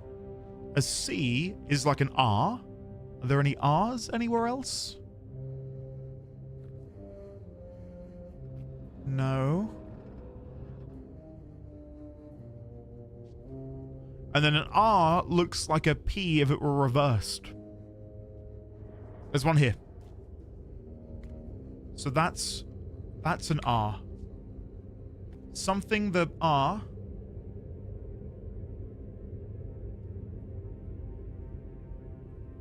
This is an R.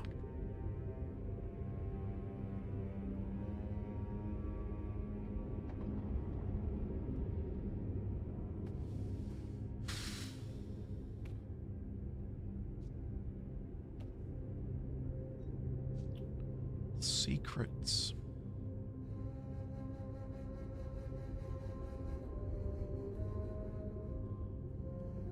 So something the of secrets. And again, the X's aren't actually X's. If only this game had photo mode. So I'm zooming in on the image. I'm looking at a zoomed in image at the moment.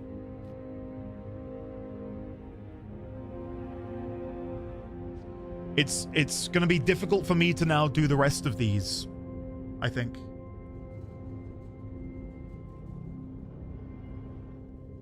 Of secrets.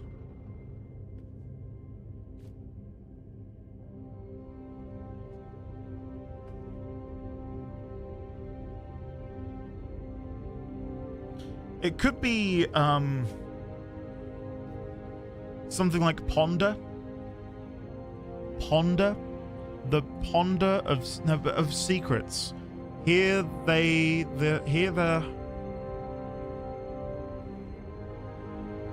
letters look like this in game. This looks like a V almost. This one looks like an L if it were rotated. I wish I could zoom in and show you this better, but it's hard to do with Obsidian. Otherwise, I would. Of secrets.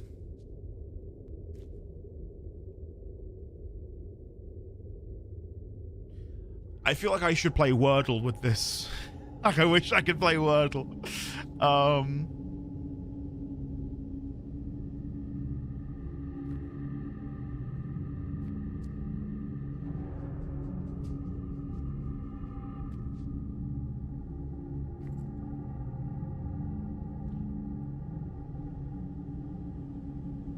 I was going to say owner, but that's obviously 3. Oh, I know. I've made a mistake. No, I was right. Sorry. No, I was correct.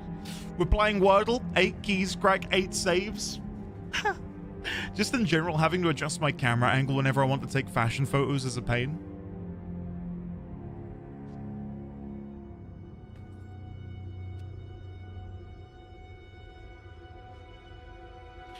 Let's look for vowels. Let's look for vowels. So the likelihood is this is a vowel.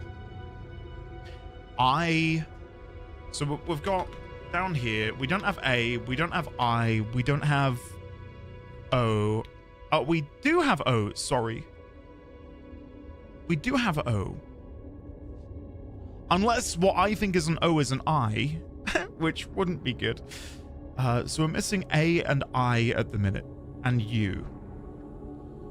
So I wonder if the second letter, this one, it's highly likely to be a vowel that we don't currently have.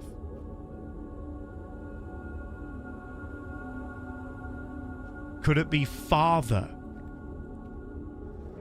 The father of secrets.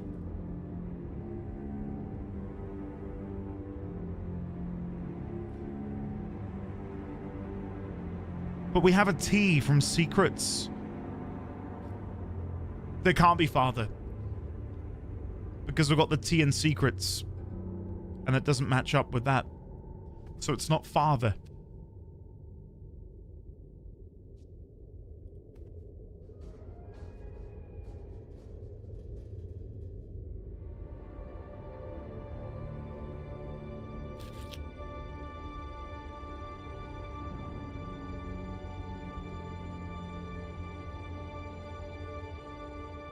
How long do I want to try and do this before I move on? I'm in the first fucking room, guys. And I'm just sat here. trying to figure out letters. Not father, not mother.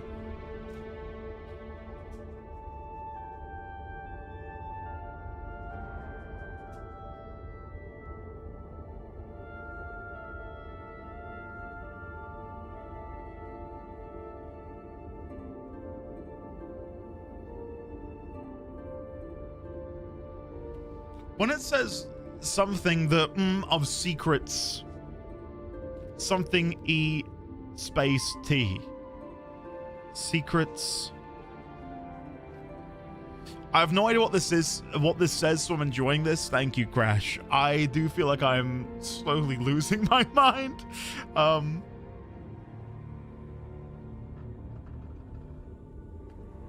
Is there any hint in the room? Again, we're looking up at that for those who missed it. Something, the ER of secrets. E-T.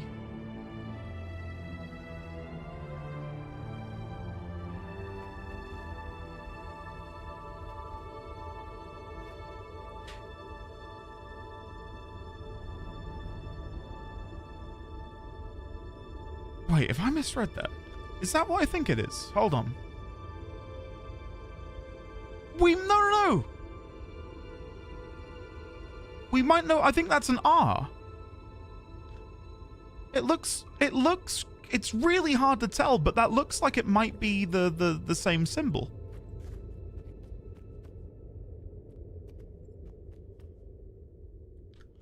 I can't tell if it's got the line though.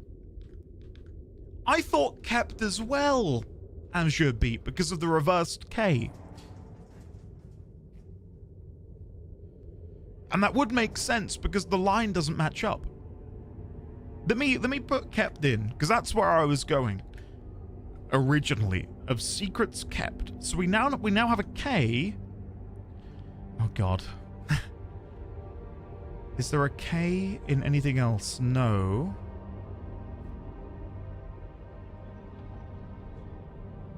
And there'd be no P in anything else. Of secrets kept.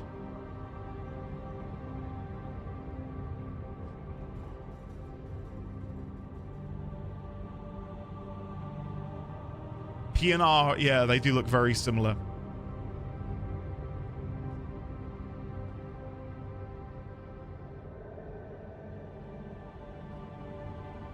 Keeper? It can't be keeper. It can't be keeper because we've already got E sorted. The letters look like an L,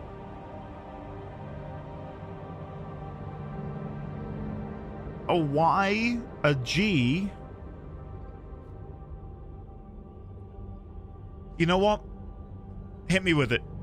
I'm happy with where we've gotten to, and it might take me a bit too long to get the rest. What is it? Could it be master? Could it be master?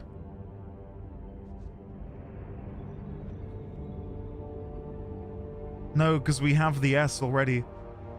Beware the danger of secrets kept. Ah! I feel like I could have got the G in danger because it looks like a G. Beware the danger of secrets kept.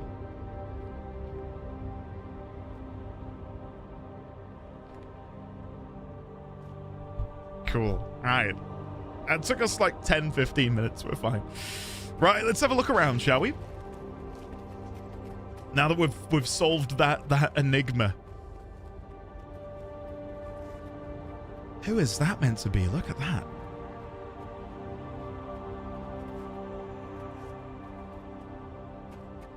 Does that say something?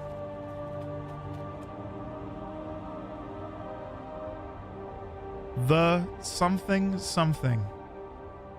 I'm not. Don't worry. Don't worry. I'm not gonna translate. Do not, Eddie, please. Yeah, don't worry. I'm not gonna touch it. I think that's a reuse of the stone over with the. Oh my god.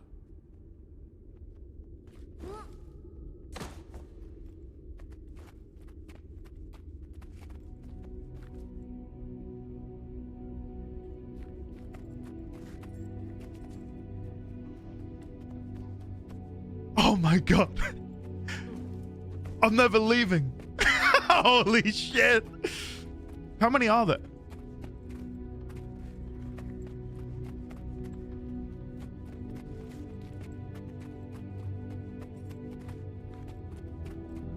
What the hell?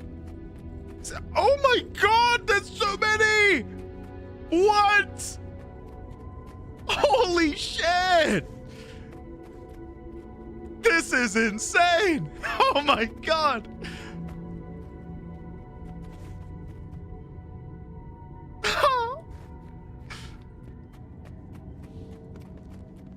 Shut up, this is the first floor. There's not going to be more than this, surely.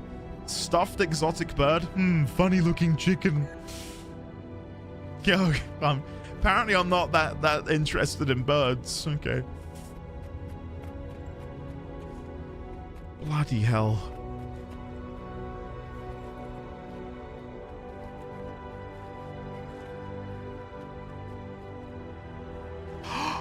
Tome of the Five True Gods. This is a placeholder book left with it. Ah! That's so mean. What do you? Ah! You bastards. That's so mean. That's horrible. That's so mean. Can we go further in here? Does this open up into... Oh, there's more. Who are you? The archivist is on duty. I can't help you. Okay, sorry. I mean, wow, look at that for a view. Wow. Oh, you startled me. Shh. Shh. Shh.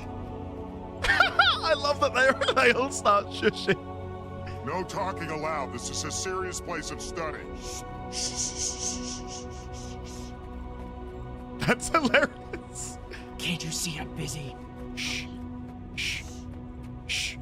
Knowledge is the greatest treasure. Shh. What do you need? Are you lost? I have a question about the ceiling. What is that image? That's a map of the All.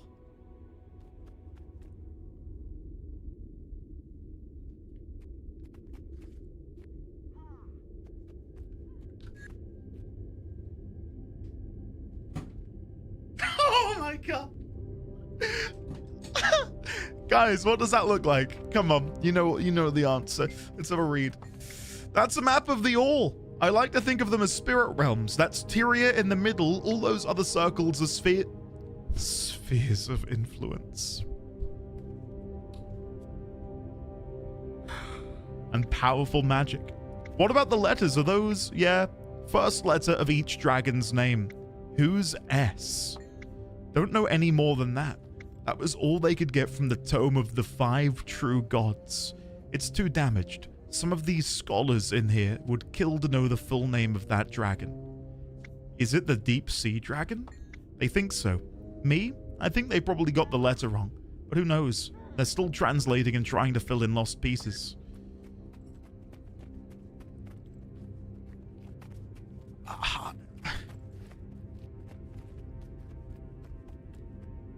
Wow. So I'm viewing this because they're going to be capital letters here, aren't they? And this is a different language to what we were looking at before. So I don't know if I'm looking at this upside down. And that's going to be important. I'm guessing I'm viewing that upside down at the moment. Let's come around here. This should be the right way up. There you go. All right, let's get a picture of this. This is what we saw. This is, you know, the eternal alchemy. Let me open up the notes. If we go to the Elder Dragons tab, it should be at the bottom here. There it is.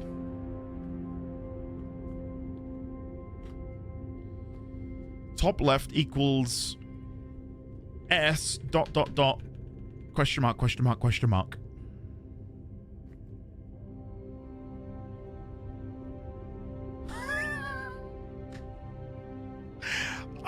I love this so much. I'm so glad the game is willing to go this deep.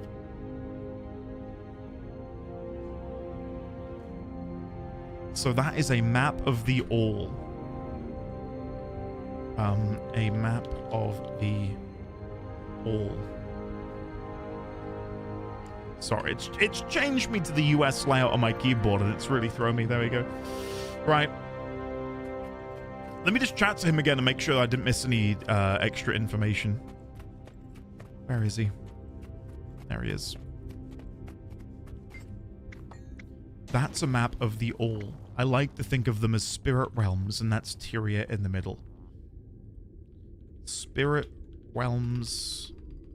Sorry, all spirit realms on the outside. Tyria in the middle. Theory. Could the humans, specifically the gods, hail from one of these adjacent spirit realms? Question mark. Okay. Right. Oh! Who's that? Oh. It's all them. Whoever they are. Never mind. There's more up here? Oh my god, we're never leaving. Breathe deeply. The air is rich with history. Oh, guys! This is nuts! What? I feel like I need to go and get a drink. I'm already kind of flagging a little bit. Welcome to your home. This legitimately is going to be the rest of today. I hope you know that. 1 hour 40 of reading every book.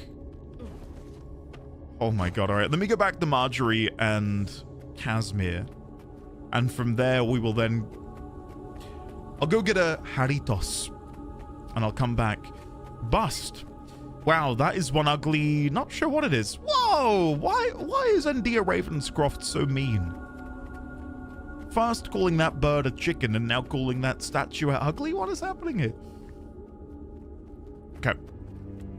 Let me go BRB for just a second, guys. Nozzy, I'm in Living World Season 2. So... I'm still pretty early on.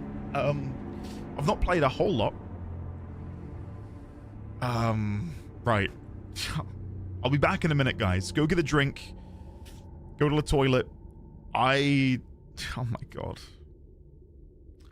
I'll be back in a minute. Don't go anywhere. Oh, here we go.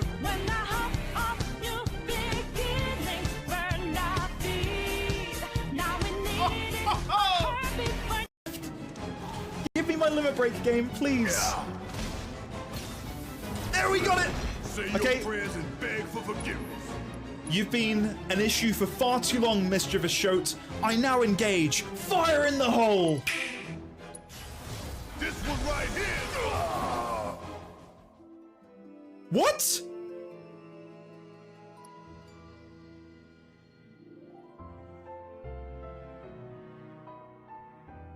Let's get a 12, please.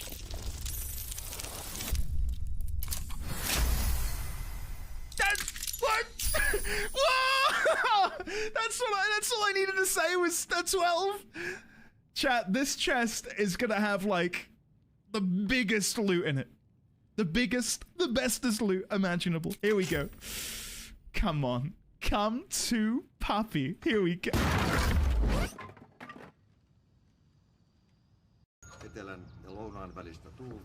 The door's opened. Fuck. Jesus Christ. He looks so angry. Oh, bless him.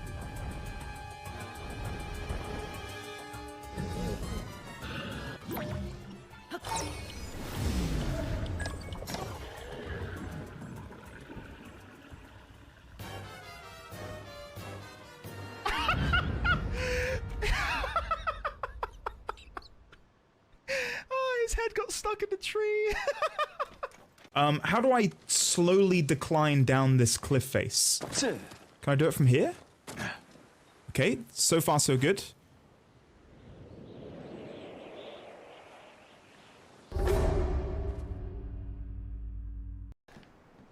Okay. What is that? What is that? What is that? What is that? That is a shadow of a human. No, it's not. It's that. It's the banister. So let's relax, calm down, and prepare for oh my, I almost died to this mob. I just died to this mob.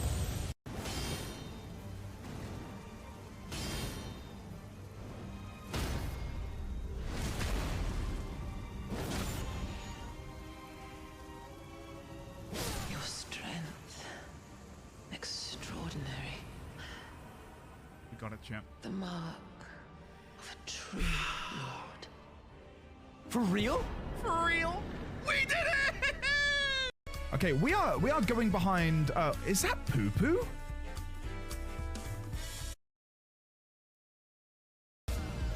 There's walls, Andy. Try it. Piss off. I don't believe you. Someone else try it. Felter, you try it. Felter, go to jump off the edge. Fucking Coca-Cola. There it is. Can you see the condensation on the glass? Wow. Wow. The fancy stuff. They were selling them for $1.99 on the website. And I got like 6 of them. And having a bunch of these just sat in the fridge, it's nice. It's really nice. So, yeah. Cheers, everybody. God damn, that is so good. Oh, come on. Right. Where do I want to begin? I can't lie. I'm very tired today. So this is going to make me more tired. I'm shattered. I don't know why. Nozzy, let me show you. So if I turn around, so the gear that I have on, the chest piece and the wings, I acquired by. So when I did map completion and I got a bunch of Black Lion chest keys, and I also had a few from birthday events.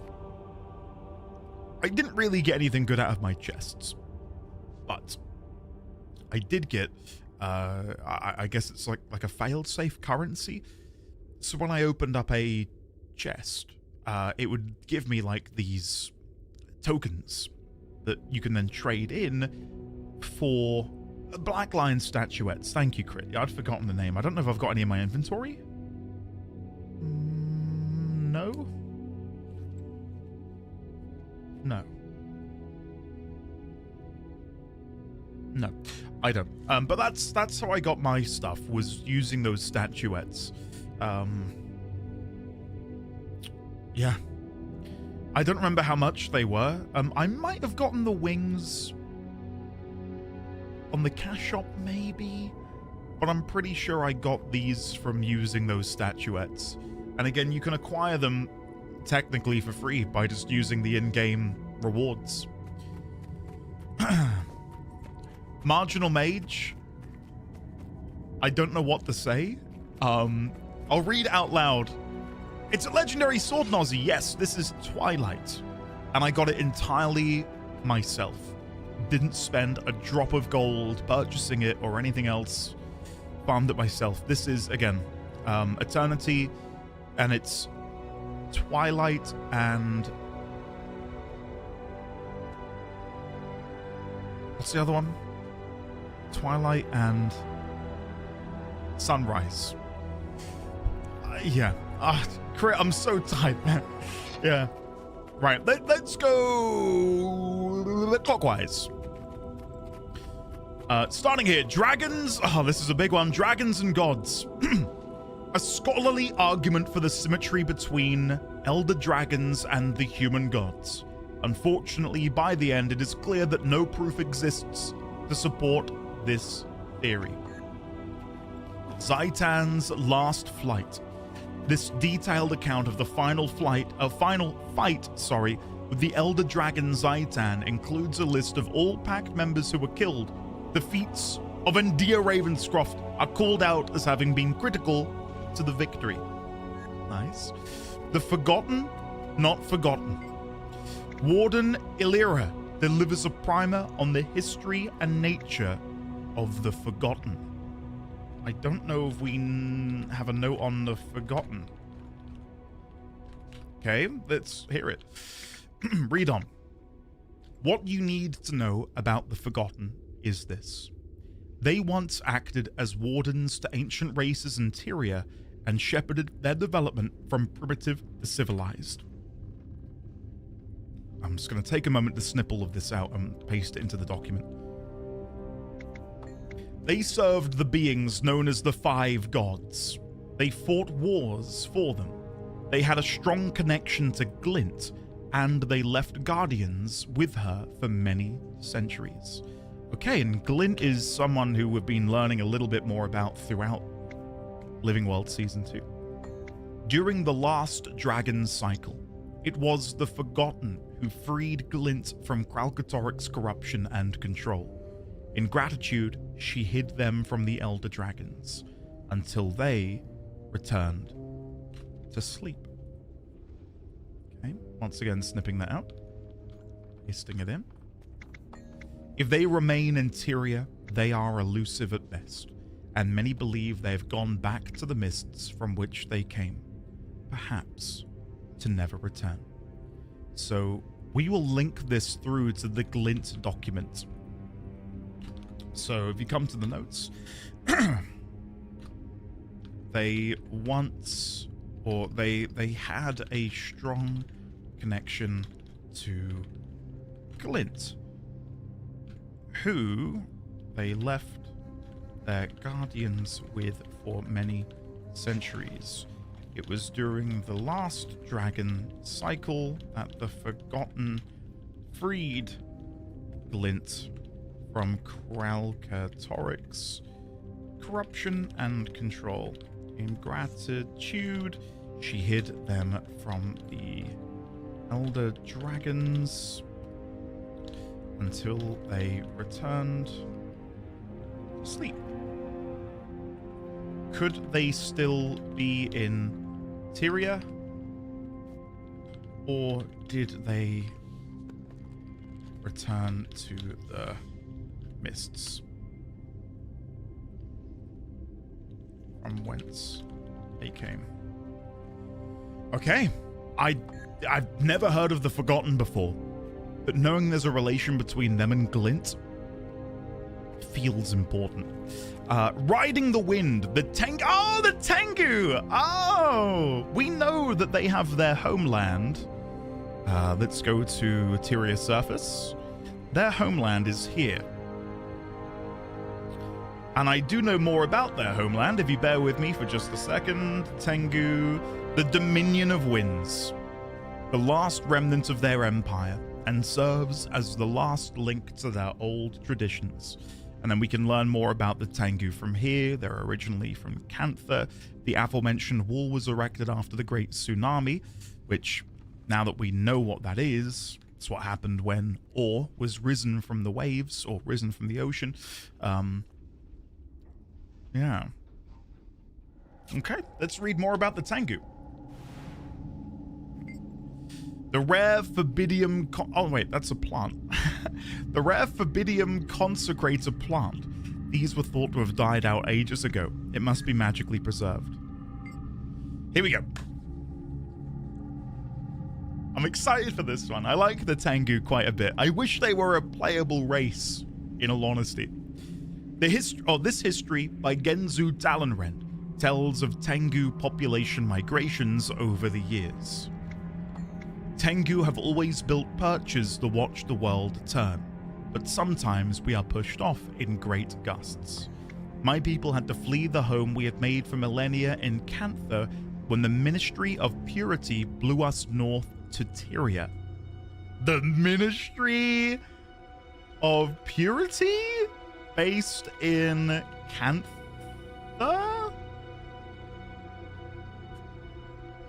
I'm guessing? They were responsible for the Tengu being blown north from their home in Cantha. Ministry of Purity. Okay. When the Great Tsunami hit, we built our dominion on Sanctum K to defend against Zaitan's minions. Keep reading. Now we see the world ripped by dragons' teeth and send a message of survival to all the races. We believe in taking flight. Shut the book. History of Tyria. As summarized by Wilhelm Tannhauser, Associate Archivist of Durham Priory. Read on.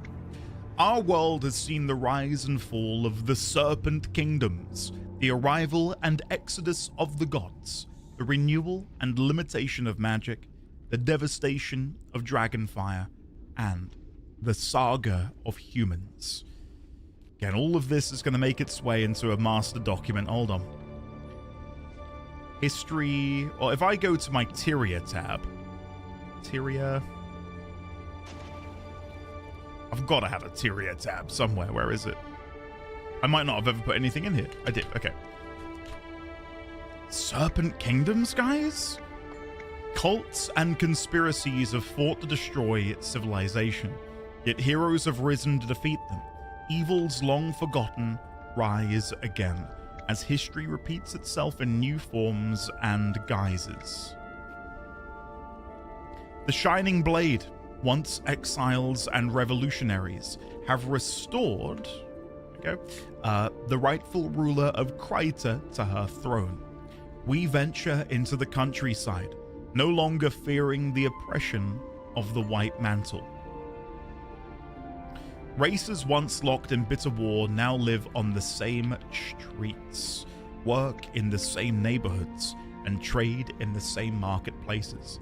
And today, Tyria unites in the struggle against the dragons. A person could live down here, you know? So many glorious books. Shh. Sorry. The Natural War. This book by Aircas describes the history of weaponry in Tyria and how it has been shaped by the availability of natural resources. Almost nothing is known about ancient weapon use on Tyria. The great giants are theorized to have fought mostly with huge claws and feet. So the great giants had claws? Okay. Jotun and dwarves were the inventors of modern weaponry. Rocks, metals, and trees of the Shiver Peaks became battle equipment in 10,000 BE. Weapons changed when humans and Char acquired them in Ascalon, because lush lands led to better wood for bows, shields, and torches. King of the Dwarves! Ogden Stonehealer delivers a possibly premature eulogy to King Jarla's Ironhammer, last and greatest king of Deldrimor. Now, we do have a note, I believe, on the Deldrimor in here somewhere. Deldrimor. It's under the Lornar's Pass notes. I don't think we ever actually put anything in the Deldrimor tab itself, as you can see. But it's all in here. The Tome of the Rubicon prophesies that the dwarves would meet the Great Destroyer in battle and be lost to the depths, which we now know happened. They had to become stone to defeat their foe. The only dwarf left above Interior is Ogden Stonehealer, who's part of the Dermond Priory. And it's said here, where is it? These artifacts are amazing. The prince's name was Dagnar Stonepate, apparently, and he was tremendously famous.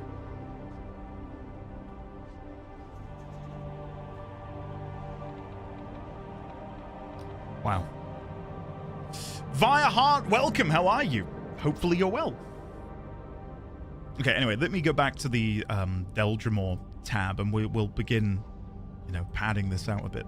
So, never before and never again will there be such a ruler as King Jarla's Ironhammer. Steadfast and mighty, he inspired love from the dwarves. Hold on, I'm trying to paste this in. From the dwarves, and loved them in return. Black was the day when Jarla's eyes went firm as iron. He'd made the decision that it was time. The Tome of the Rubicon predicted it. The Deldrimor dwarves would make the ultimate sacrifice. There it is. And again, we learn about the Tome of the Rubicon alongside Magister Sirin, who I have down here, the miniature version of. Cool. Jarla's never once hesitated. He stood at the fore with his subjects around him, and he performed the ritual known as the Rite of the Great Dwarf. It turned us to stone, so that we could fight the Great Destroyer on even terms. The last I saw my king, he was leading a charge into the depths of Tyria, into a nest of Primordus' destroyers. Okay, so this does make me want to try and bring over some of the notes from the Lornar's Pass notes.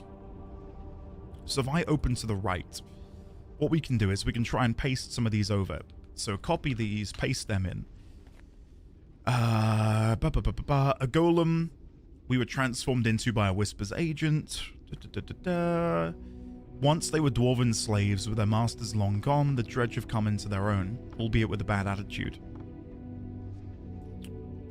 Two factions. The Stone Summit dwarves were cruel xenophobes who often clashed with the more open Deldrimor dwarves. The Tome of the Rubicon promised that the dwarves would meet the Great Destroyer in battle and be lost to the depths. A champion of the dragon Primordus. To fight him, the dwarves turned themselves to stone and went deep underground, where they battle still. So I wonder if we'll ever be able to go down there. Do the dwarves of Deldrimor still battle on beneath the surface of Tyria? That might be an opportunity for a future expansion, maybe. To maybe delve down there, even when we have to deal with Primordus. That'd be fun. Okay. Last one in this bit. Destiny set in stone. The last days of the dwarves.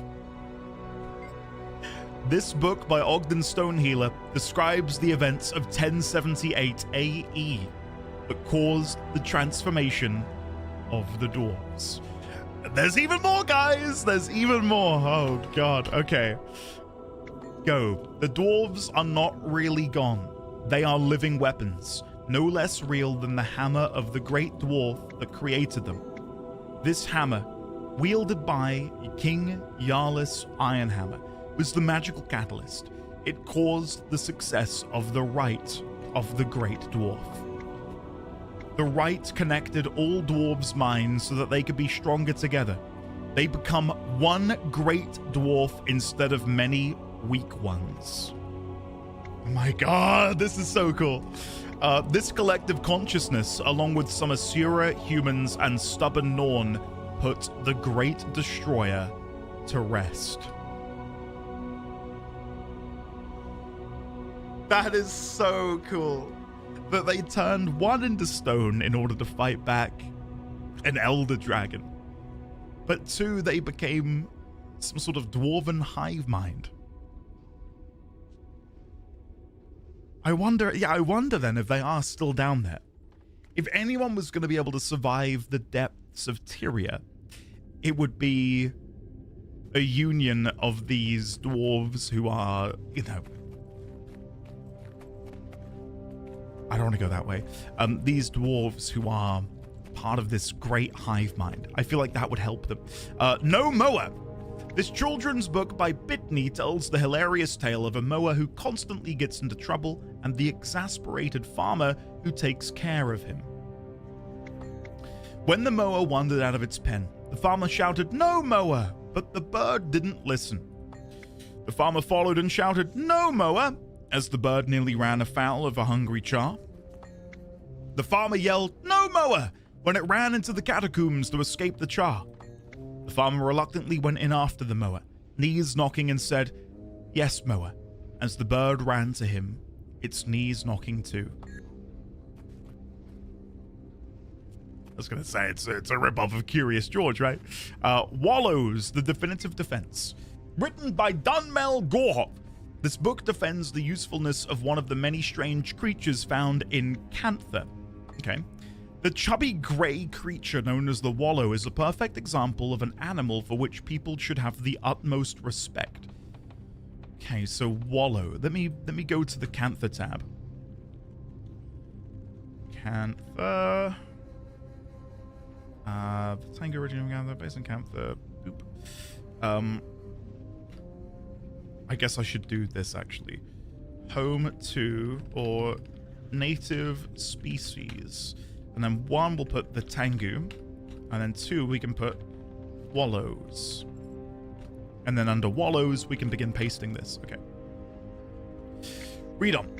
Wallows love to eat truffles and can be domesticated to help find the luxurious and expensive ingredients. Some hunters kill them for their tusks and the truffles they are digesting instead of taming the useful beasts. So in other words, we're dealing with fantasy pigs. Because of this, dozens of hunters are knocked down and killed by Wallows every year. Respect as opposed to assault would save lives. Okay. Black Mower, a personal account. Okay. This book by Rutger Zuheltzer describes a carnivorous bird that is feared, respected, and legendary among the Kurziks. I don't know who or what the Kurziks are. It all began when I was out on patrol, keeping my eyes peeled for Luxon scouts. Don't know what the Luxons are either. So we've got Luxons and Kurziks. Kurziks. Mentioned in a book alongside Luxons. And then we'll copy that. Click there. Delete that. Kurziks. Okay. I chased the black mower. It was evil. I'd heard that it eats other animals. I now believe it eats people as well. I nearly caught it, but it thrashed and scratched. It squawked and screamed. When it ran, I tried to track it, but it is fast and ferocious. Okay. Again, we're getting little tidbits of a larger world here. Flora de Faunova. This book by scholar Elaine goes into meticulous detail about the various species of plants found in Kryta. Wild herbs can be found throughout Kryta. Thyme, parsley, tarragon, and other leafy greens can be found in natural patches. Other edibles, such as strawberries, can be cultivated easily, but thrive mostly on farms and not in nature. Once you learn the plants of Kryta and can tell oregano or oregano from sage, the world is more engaging and less of a surprise. Okay, and I don't think there's any more books around there. I think that's it. Greetings. What do you... Oh, right. Oh, that is funny. Right, let's go up here. The Bassett, welcome. How are you? Good to see you. I agree. Full fave, yeah. And I feel like those games did a good job with it. I really liked how FF16 handled it as well. I think there's a nice middle ground to be found there. Ascalon Census. This historical document is a record of the inhabitants of Ascalon prior to the searing that destroyed their culture and killed so many. The Quotations of Ben Millen. This book is a first printing and compiles the work of Crichton philosopher Ben Millen. All humans contain vast amounts of hate. The key is to release that evil in prayer to Grenth. If magic and power are too strong, quell them with monotony and routine. When you see yourself do good, praise the gods. When you see yourself do evil, mourn their absence. Breathe deeply. The air is rich with history. And hot air. I've just noticed that the carpet in here is the world map. That's kind of cool. That's pretty sick. Right. Stormcaller, Calling the Storm. This book by Watchman Pramas is the definitive tome on the history of the ancient relic used in the war against the Char. King Doric constructed Stormcaller on Horn Hill north of Rin, his capital city, in the year 0 AE. There's so many notes here. Hold on. Let me just go Stormcaller. So we got King Doric. We have Rin. And of course we've got Stormcaller, but we're dealing with that now. What are you chugging? This is a Jarritos Mexican cola. Any second, there it is. Boom. It is amazing. Kitsu, welcome. How are you? Hopefully you're well. The horn had originally been built to demonstrate the king's mastery of the arcane arts, but it became a weapon shortly after.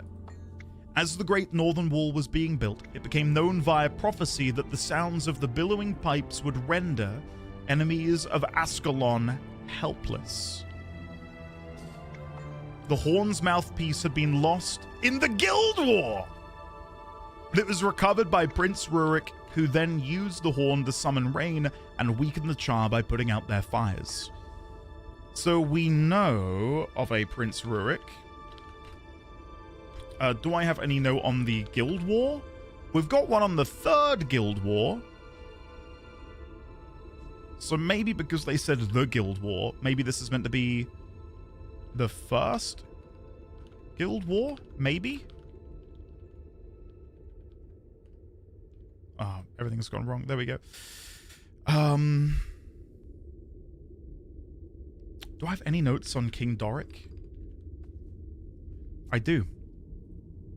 Here. A land of kings. Doric was the first king of Tyria. His kingdom encompassed the lands we now know as Or, Ascalon, and Kryta. According to the ancient scrolls, all human royalty descends from this first king. Doric created the human system of governance. He sheltered his people, first in Or, then, as the population grew, sent them out into Tyria with his blessing. He was a kind and noble ruler, a man of humility, faith, and reason. All kings should follow his example. So let me copy this. There we go. And we'll bring this over to the King Doric tab.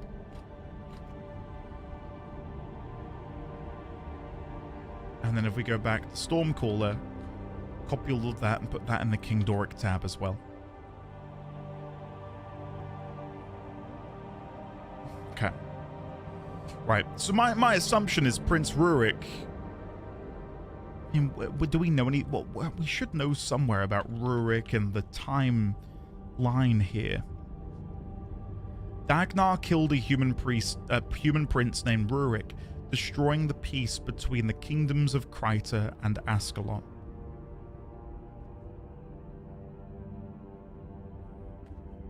That's all we really know, is that he was killed by Dagnar. Murdered by Dagnar of the Stone Summit Dwarves. Recovered Stormcaller's mouthpiece. And again, this is all going to slowly come together, hopefully, as time goes on. Okay. Next book. Myths and Legends of Ancient Ascalon. This tells ancient child legends about Ascalon. It was a mythology book compiled by Cedar Commandheart. Once fearsome beasts walked the land. These giants ripped smaller animals apart with their sharp teeth and kicked rocks miles away. So I'm guessing this is in reference to the Giganticus Lupicus. Imagine if we ran into them in Guild Wars 3. Flip page. The creature had claws longer than Char arms, and they used the spear and cook their prey. These creatures died because they did not work in war bands. When dragons attacked, they fought and died alone. Okay. Flip page. The Char ruled Ascalon differently. We made warbands and legions. We made armies. Then the humans arrived and pushed us from our land. We retaliated and took it back. Well, that makes me think then that the Giganticus Lupicus would have been more so found in and around that region as opposed to being dominant across all of Tyria. Kitsu, well done. The 6, being or playing God. More editorial than actual historical work, this book by Zach, published in 1326, deconstructs the nature of the gods worshipped by humans. Is it coincidence that they have been gone since the first dragon began to stir? I think not. While they may not be gods, they are certainly not fools. The dragons would covet magic such as theirs. These beings are benefactors, often reluctant, sometimes misguided, and occasionally vindictive. To say that they created our world is ridiculous. Did they bring humans to Tyria? I cannot argue against this. It is an ancient belief that has no proof to support or deny it. Perhaps humans are constructs created from clay and bone. Perhaps they were brought here from somewhere else in the mists, or some other realm within the eternal alchemy. I think either of these is plausible, given the power wielded by these beings. But are they gods? I say no. They are what we would all become if given the amount of magical energy they possess, and allowed to live as long as they appear to have. Okay. I think I would... the archivist send you to check on me? Tell her I'm being careful. Won't happen again. I do think I'm of the belief that they are simply of another one of these spiritual realms. The numbering system here is surprisingly complex. Minty, welcome. How are you today? Stuffed exotic bird, aka the chicken.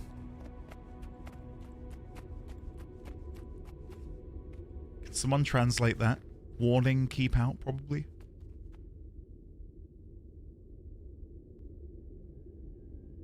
Nah. I'll leave that for one of you to do. I'm not doing any more. Right, the Marganite Malix. I've spent decades here and I discover something new every day. Shh. Sorry. Shh. The Marganite Malix. No one knows who wrote this, but it is an ancient letter to High Priest Zelix, a forgotten who led a historic assault on the Marganites, demon followers of Abaddon. Oh, this is good. We learned about the Forgotten earlier for the very first time. So let's go to the Forgotten tab. Paste that in here, and I'll just put underneath the Marganites. And then I'll put underneath demon followers of Abaddon. Cool. Right. Continue. Take it away. Introduce me to the forgotten person. High Priest Zelix. Oh, wrong button. To be noted, breaching the Ebony Citadel will likely kill you. Oh my god, what is happening? Malix the Unyielding rules the 4 Lords of Anguish, and they will shred you? What the hell is happening? If they don't get you, Malix will. If you do succeed, Malix will embark on a mission of vengeance from which you are unlikely to escape. Okay. Okay. Sure. Next. If you insist, do not use standard tactics against this demon. They will not work. Good luck. I hope I see you again. I've spent decades here and I discover something new every day. Quiet. Sorry. High Priest Zelix. A letter sent to High Priest Zelix of the Forgotten. Ebony Citadel? Question mark? Lords of Anguish? Malix? I'm just putting all of these keywords in there, so should we need to search for them in the future, it's easier to find them. Okay, what? Oh my god, there's even more back here. The map of the All. If you're not mistaken, this ancient tome was written by someone known as the Apostate. It appears to describe something similar to what you saw in your vision of the Eternal Alchemy. I will put this over at the bottom of the Elder Dragons tab, because if you come back here with me, Elder Dragons, there we go, the map of the All. Let's see what the book reads then. The author calls it the Antikythera? Antikythera? I'm going to guess Antikythera. Describing it as a cosmic mechanism made of many parts, all spinning around a central body known in ancient Crichton as Theria. Theria. Read on. 6 large bodies orbit the world, existing in primal symbiosis. The energies move with the push and pull of positive and negative, ever in motion. This is chef's kiss. The Apostate says one thing that is especially troubling. Should the energies become imbalanced, the world will tilt and all beings will fall off it into the void. It's probably a metaphor. So this is why we need to be able to stop the Elder Dragons, because if we allow one of them to accrue more power and fall out of balance. So let me just put in some keywords here. So Antikythera, Theria, the Apostate. Yeah, I think that's all we need for now. That's probably my favorite. The Antikythera mechanism is a real thing. Can I Google that without fear of spoiling this for me?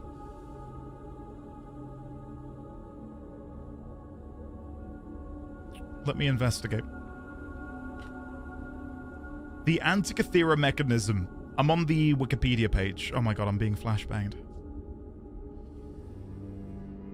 It's an ancient Greek hand-powered orrery, model of the solar system built in the 2nd century BC and discovered in 1901. It is the oldest example, or oldest known example, of an analog computer.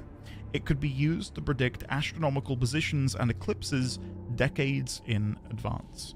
It could also be used to track the 4-year cycle of athletic games, similar to an Olympiad, the cycle of the ancient Olympic Games.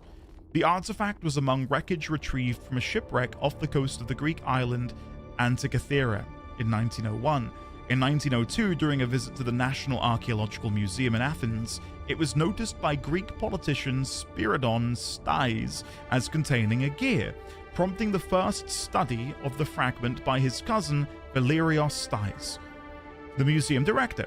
The device, housed in the remains of a wooden framed case of uncertain overall size, 34-18-9 centimeters, was found as one lump, later separated into 3 main fragments, which are now divided into 82 separate fragments after conservation efforts. 4 of these fragments contain gears, while inscriptions are found on many others. All these fragments of the mechanism are kept at the National Archaeological Museum, along with reconstructions and replicas to demonstrate how it may have looked and worked. I've never heard about that. That's cool. I've never heard about that in my entire life. Wow. Well, if you want to see it, you got to go to Athens and visit the National Archaeological Museum, the NAM. Knowledge is power, yeah? Jaheim, welcome. How are you today, sir? Hopefully you're well. The Evening Song. These are the collected poems about nightfall, compiled by Maloney. Trying to get my snipping tool. Nightfall. I know that as an expansion to Guild Wars 1. Okay. When the undead arise and the old woman cry, the sun spears fight to shut down the inevitable fall of night. The sun spears. Okay. Varesh's troops need a cart full of pain. With Cormyr to lead, the sun spears will never complain. Am I going to Nam? No, not anytime soon. Crossing the desolation to face Joko himself, praise Joko, we all tremble a little and make haste over the continental shelf. Through devastation and torment, we see Cormyr rise, and after extensive effort, Abaddon dies. Well, I wonder if that's the story of Nightfall. Should I ever get to it? Is it the story of how we kill Abaddon? that would be kind of cool. I like that. I like that. Okay. Tome. Okay, that's the one we tried reading earlier. Simon's History of Ascalon. Praise Joko. There we go. Who? What's happening? Jaheim, you don't have to worry about it anymore. Next episode, the one which is releasing today for members, is pretty good, I'd say. I don't get in trouble with the cops. And that's a win in my book. Belatedly, so I'm very behind here. L Current, thank you for gifting a sub to Haritos Official. Hopefully they see the stream and send me a crate of their drinks. That'd be incredible. Okay. This book, written by a royal scribe, has become one of the most beloved volumes in classrooms across Tyria. It's a revealing historical and cultural work, including various notes Simon could not resist putting in. His ability to analyze political conflict and diplomatic maneuvering was unparalleled. The book includes coverage of the war between Ascalon and Kryta in great detail with insightful commentary and evaluation. Well, give that to me! What do you mean? The book has this in. Let me read it then. Ah, they're so mean. Shiro Tagachi's biography. Written by Anonymous, this document is a behind-the-scenes account of Shiro Tagachi's life. I will make a note on Shiro Tagachi. I don't know who you are, but I will make a note on you. Okay. Right, what do we got going on here? In the early years, Shiro was a loyal guardsman and hero to the Canthan Emperor. Okay. He fell under the influence of a demon fortune teller sent by an ancient being named Abaddon. What? That's kind of cool. A demon fortune teller? Shiro turned on his own ruler, slaying him. Oh my god. Hold on, I'm trying to get my snipping tool back. There it is. Slaying him and was killed in the ensuing battle. His death wail unleashed all the magic he'd stolen and been gifted in what was come to be known as what has come to be called the Jade Wind. The Jade Wind turned the Jade Sea into solid jade, encasing all its creatures forever, and had many other terrible repercussions. Shiro returned as a vengeful spirit, leading an army of magical constructs known as Shiro Ken. He attacked Cantha, but was eventually defeated and cast into the realm of torment. Once more, he returned to the fight as Abaddon's general, ruler of the realm of torment. Only with great difficulty were the heroes of Tyria able to defeat him that time. He has not been seen since. Okay. On the Tome of the Rubicon. Oh my god, there's so many more. All right, let's go for Bloodstones. What are Bloodstones? From notes taken by a young Nicholas Sanford in discussion with his friend, historic figure Dermond, a renowned historian. Ah, it's the boy, Mr. Priory himself. Read on. Last time Elder Dragons awoke, seers put magic in a stone to save it from dragons. This worked. After dragons went back to sleep, gods came and hoarded Bloodstone and other treasures in Ara. I don't know where to put this in my notes. Seers?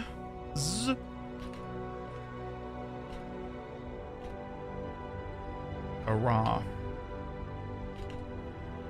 Okay. It's still weird to me how you say Abaddon.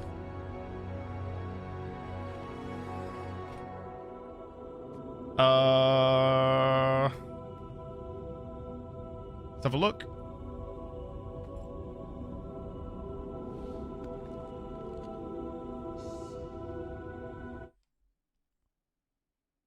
Abaddon.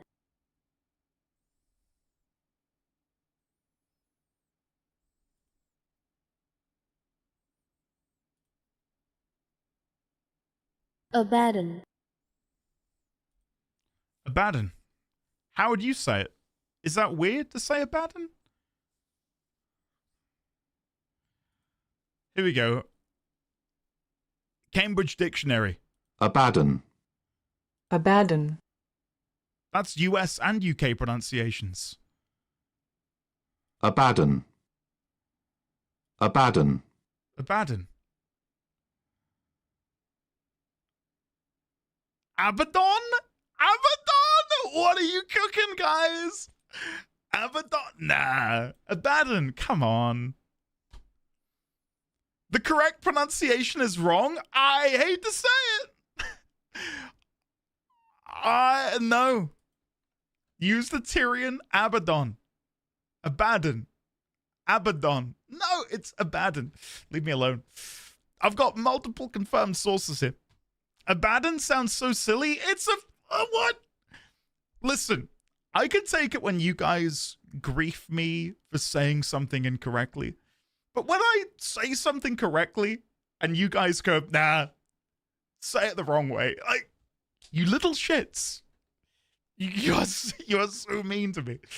Abaddon sounds silly. Abaddon sounds like it has whimsy. Whatever. Abaddon. God of War, Water and Secrets. So they also have two spheres of influence. That's interesting. I don't know if we knew he was the God of Water and Secrets.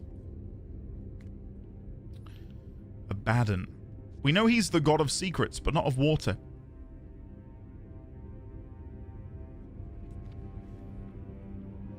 Water and Secrets.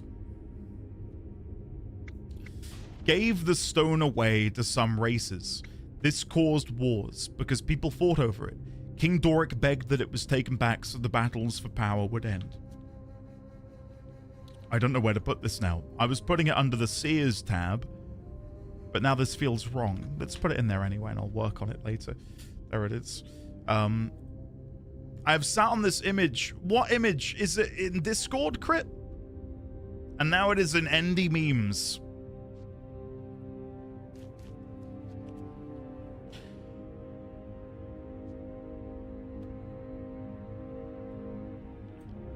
I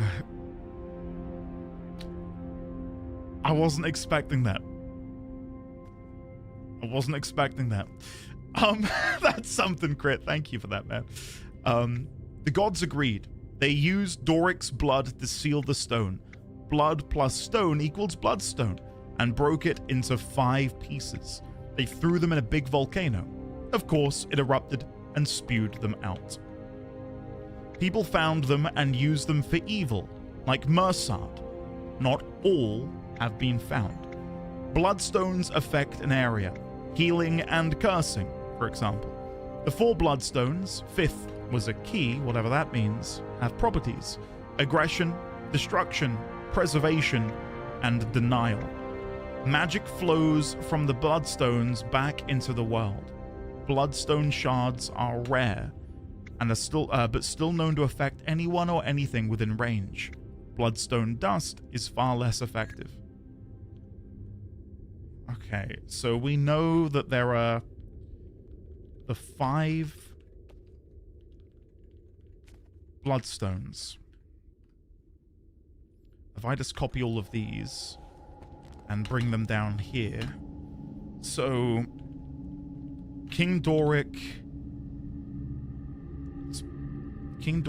blood was used to seal the stone. It was broken into 5 pieces. Number 1 was aggression. Number 2 was destruction. Number 3 was preservation. Then we got denial. And then finally, a key. For whatever reason. Listen, I don't trust ArenaNet with pronunciations after they called it Quay. Okay? Like, they can say Abaddon. They listen. I don't think they know what's going on over there at HQ. I love them. That is so fair. Thank you. Oh, damn. It's not often I say something and people say that's fair. I could get used to this. On the Tome of the Rubicon, High Priest Alcar of the Deldrimor Dwarves explains in a letter why the tome must be secured beyond the reach of any. Oh my god, my obsidian document is getting pounded right now, which, knowing you guys, I shouldn't have said it that way. Deldrimor. And then we'll paste this at the bottom. I'll just put here High Priest Alcar. And we're looking specifically right now at the Tome of the Tome of the Rubicon. And the Tome of the Rubicon. Okay. Read on. I have just rescued, with the help of a heroic human, the Tome of the Rubicon from the Stone Summit. The idiots were attempting to read from it and summon the Great Destroyer. I have translated it in portions, but the ancient language is difficult to understand. I do believe there is prophecy here, however, one that mentions the Deldrimor line. Once the translation is complete, I will secure the tome until such time as it is needed. It will not fall into ignorant hands again. On the back is written, in a different hand, tome never recovered. Well, shit. Costs on costs. The autobiography focuses mostly on the events surrounding the ascension of Cormyr in 1075 AE. I am Kos Dejarin. I gave up a lot for the Sun Spears. I lost promotions, a father, a sister, friends, and my home to fight for the organization. So I'll just put this under Kos, I suppose. Kos Dejarin. I became known as a bane of corsairs and demons. I fought for my country and my spear marshal. Holy Goddess Lissa gave me, Cormyr, and Melanie, who we read about earlier, one of the 2 I married, the other I pray to. I love them both with all of my being. I risked my life many times for Cormyr, but she got what every great warrior deserves. She died courageously. And then finally, Primeval Kings, Unearthing Ancient Alona. This history by Baltec discusses the rulers of Alona from 200 BE. Hold on, let me go and get a note ready for Alona.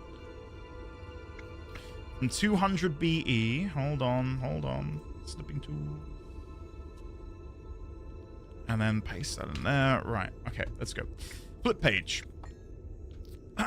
The arduous task of unearthing what happened during the rule of the Primeval Kings is compounded by the devastation of the Scarab Plague at the end of their reign. Scarab Plague? The golden age of Alona was all but erased by the chaos that ensued when people succumbed to insects that eviscerated them. An adept researcher can rediscover the truth about Alona's splendor during this period. A socio-economic divide can be seen in the architecture of devastated Faranur. Copious servants were available to serve the royalty. These royals had relics from far away, such as Kryta, and such strong archimetrical infusion that they ruled without opposition for 600 years. Oh my god! We've learned a lot about Cantha. We're now learning about Alona. So we've got Baltec, Scarab, Plague, Alona again, Faranur. I guess I can put 200 BE, 452 AE, just in case they come up at any point. I think we've read them all. I think that's it. I think we've read every book. Maybe not. There might be some on the ground floor. Wait. There might be some down here. Oh my god, there's more. I've not read them all. Oh my god. Oh my god, there's so many. The politics of Kryta. Oh, let me have another sip. Okay. In the missive to Neve and the Grove, Firstborn Dagonet describes the court politics of the Krytan royalty. Dearest Neve, I write you from the beautiful gardens of Divinity's Reach. One day you really must visit. You would be amused by the political maneuverings I witness here. The kingdom has two ruling bodies, the Queen and the Ministry. Although the Queen technically is in charge, the Ministry goes to great lengths to get what they want, and they're often successful. The Ministry is led by a bombastic human named Legate Minister Lord Codicus Beetlestone the Wise. I kid you not. And if you think his name is dazzling, you should meet him. He's quite the charmer. But he's no Queen Jenna, and try as he might, the people will not love him as they love her. She is the ruler of a diminished society of humans, the combination of Kryta and Ascalon. I'm ever impressed at her ability to pull her people together to defend each other, their territory, and their beliefs. Humans have many flaws, but their nobility is sometimes as sincere as ours. Unending Autumn, a poem by Arcanist Davworth, details the time just after the searing of Ascalon. The summer of 1070 AE was particularly hot in Ascalon. Fire rained from the sky. Thousands died. Autumn was worse, because it hadn't ended, and Ascalon shriveled. Still, some trees are dead wood rather than leafy beacons of hope. Winter never came to soothe tensions. In consideration of sacrifice, by Avenia of the Shining Blade, a human lay upon the sacrificial altar. White mantle braziers cast a demonic glow. Mersat, they didn't touch the ground but floated above it, as if too good for our land. Okay, this I am definitely making notes of, because we know about the Mersat, we know about White Mantle. We'll go to the Mersat tab. The Unseen Ones, they warred with the Seers and were a fully fledged civilization before the first humans appeared on Tyria. They have a habit of reappearing after they've been reported gone. Some believe them to be gods. Okay. Still, just recruits. My fellows and I had rushed into the depths of the Maguma jungle to make a difference. I watched the Mersat drift toward the terrified captive. Our orders were to wait. They circled their victim. His fearful cries rang out. I saw it then. The scepter of Or, raised high, glinting in the moonlight. We have to go now. I looked to our lieutenant. Why do we wait? Our lieutenant cast a warning glare at us. They were going to kill their prisoner, and we were waiting. I didn't understand. The man screamed, a sound so full of pain I thought I was hearing his soul being torn from his body. Didn't mean to activate that or open that. I gripped my weapon tightly to keep from screaming with him. It was done. The man was dead. A wave of euphoria came over the White Mantle and their grotesque gods. They fell into chaos and let slip their vigilance. My lieutenant raised his weapon and said, "To know when to sacrifice one for the many is never easy, but today the shining blade will gleam with the blood of murderers. Charge." The end.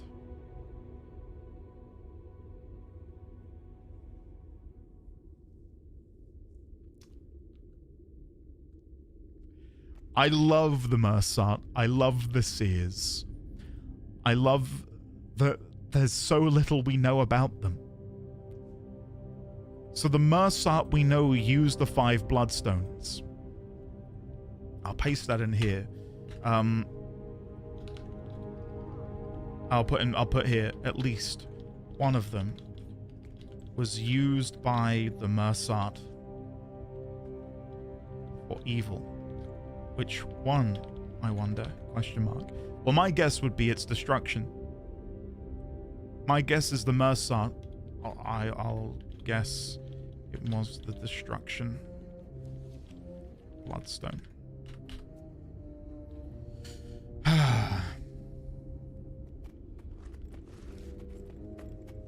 He will see his family again next week.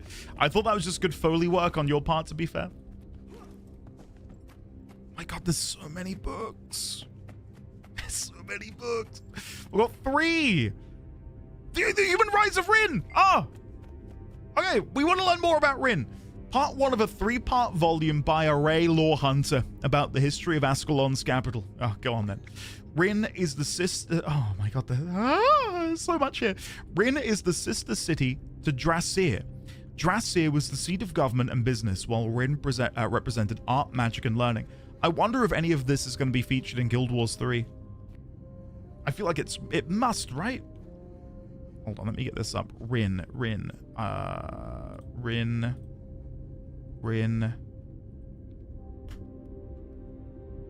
Drasir. And I don't think I've got any mention of Drasir. Yeah, I've not got any Drasir notes in here either. King Doric founded Rin for the study of arcane arts and in order to create a powerful defensive force with mages of immense power. There we go, sorry. Drasir was weakened in the Guild Wars and finally fell when the Char attacked. The terrified king moved his capital to still strong Rin. Part 2.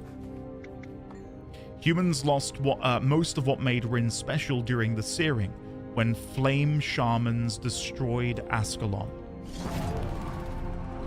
There you go. King Adelburn moved out of Rin and kept it as his capital throughout his life.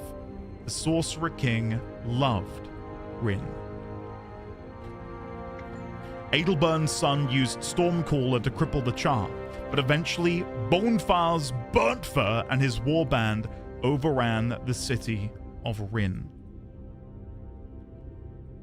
There we go.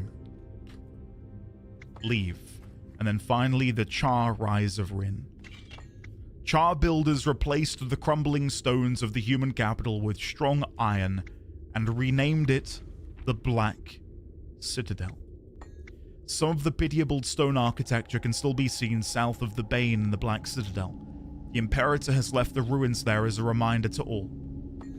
Char society has flourished and taken root in the land that once was called Ascalon. We have returned home.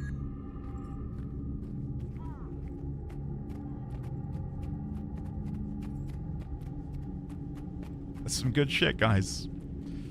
Right. Quotes from Ventari. First edition. There was a time once when humans and centaurs lived in peace, but that was a long, long ago. I'm afraid I will not live to see such a time come again to Tyria. The outside world is a violent place, where the seeds of chaos are sown with innocent tears. Centaurs are a proud race, fiery with passion. They would not see humans as equals. Against the odds they fought. The humans rose to crush them. War consumed those lands, and my home with it. Forging the path of serenity from the mind to the heart is more difficult than any battle fought with steel. The only peace to be found is within the self. This place is home. As bloodshed casts its shadow, we shelter beneath this place of solace, to live life as it was meant to be, in harmony and unity, regardless of race or caste. All are welcome. All of this began as a seed that Ronan gave me. He fought the White Mantle, who slaughtered my people. Those battles cost him his wife and daughter. In his grief, he threw down his weapon. Perhaps he, Ronan, was looking for escape, or a place to die, to end his suffering. There he lay a broken man, and in that moment he found the seed that would become all of this. Live life well and fully, and waste nothing. Do not fear difficulty. Hard ground makes stronger roots. The only lasting peace is the peace within your own soul. All things have a right to grow. The blossom is brother to the weed. Never leave a wrong to ripen into evil or sorrow. Act with wisdom, but act. From the smallest blade of grass to the largest mountain, where life goes, so too should you.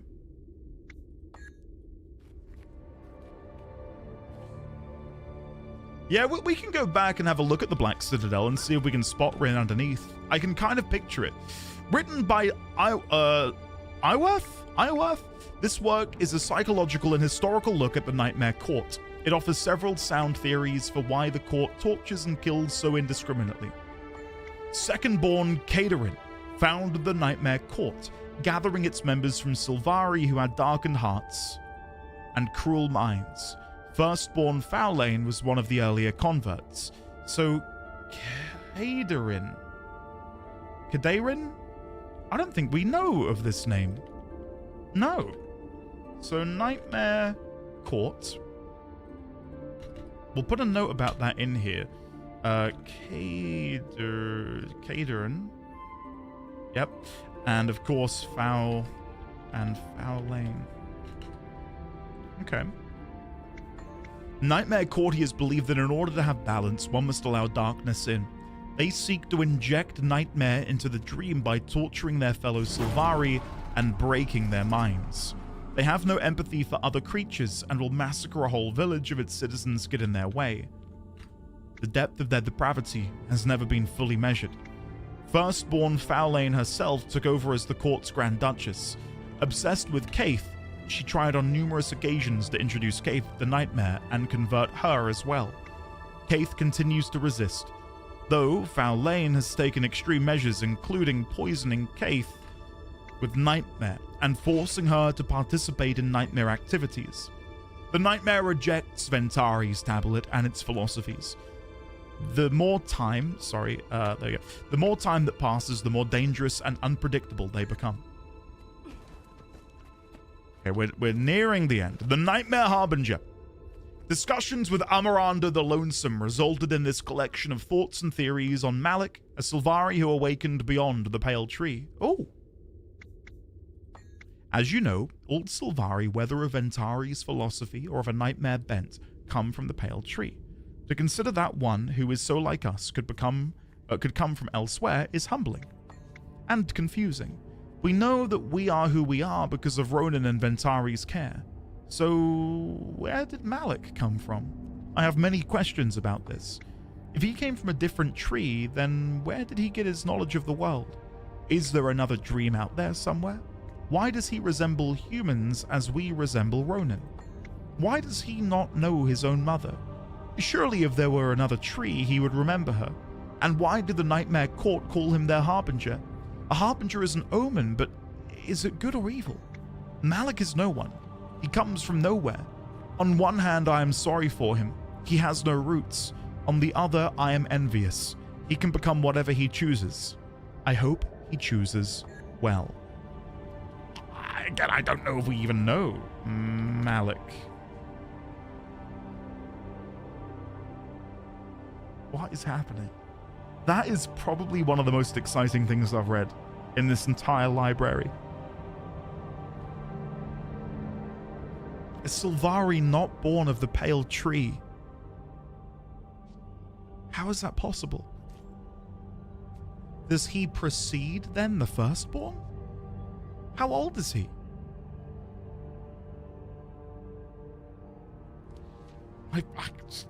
What is happening? I'll quickly make a note. Malik, born not of the pale tree. Nobody knows from where he hails. When a mummy tree and a daddy tree love each other very much, tell me more. Talk to me about tree smut. I'm all ears. Shh. Crew influences. We're nearly there, guys. We're nearly there. This collection of tips and tricks will guide the reader through crew selection, written by Florgy. Not all tasks can be performed by crew members. You may need special volunteers to further your research. For example, suppose your crew has a prototype that will allow Asura to fly at the speed of a Canthan firework. How are you going to test it? Obviously, you can't test it. You're far too valuable, and crew members can be expensive to replace. So you need a booker. Your average booker, human, is very easy to manipulate with flattery and tends to enjoy going on adventures. Oh, God. Oh, my God. Zach's thesis. An Asura named Zach postulates in this modern scholarly thesis that if an elder dragon were to die, its magic would be released back into Tyria, starting at the moment of its death. He further suggests, however, that this will allow the remaining dragons to become even more powerful as they begin consuming the released magic as well. Right, so because Zaitan has been destroyed, that has directly improved, well, added on. We read them all! We read all of the notes! Woohoo! I'll be out of your way as soon as I finish cataloging this. We did it! I never thought it was gonna end. Huh? Oh, it's you. Oh, shh. Shush. Guys, I'm on cloud 9. We've got some paintings. This looks like an original Jun. Look at how the colors explode from the canvas. Ornate clock. The magical energy radiating from this clock is enough to make the hairs stand up on your arms. The craftsmanship that went into it is inspiring and beautiful. Oh, wow. Odd pot. There's this odd smell coming from this pot. The kind of smell that discourages peeking inside.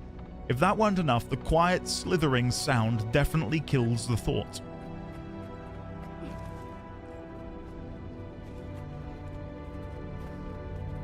Okay. I think we're good. What is that inside the jade? Is that like some Canthan serpent?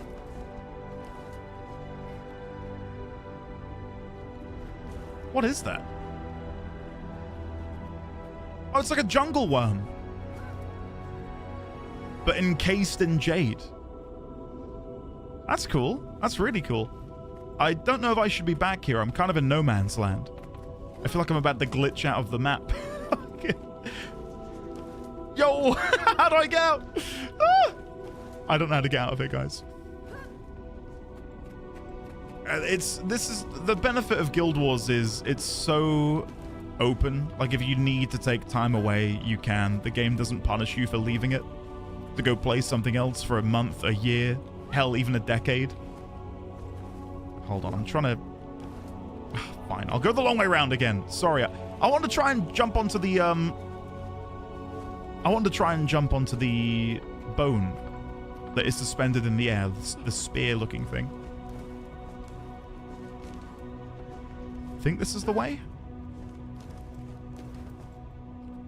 Oh, come on. We've got to be able to get on there. Oh, no.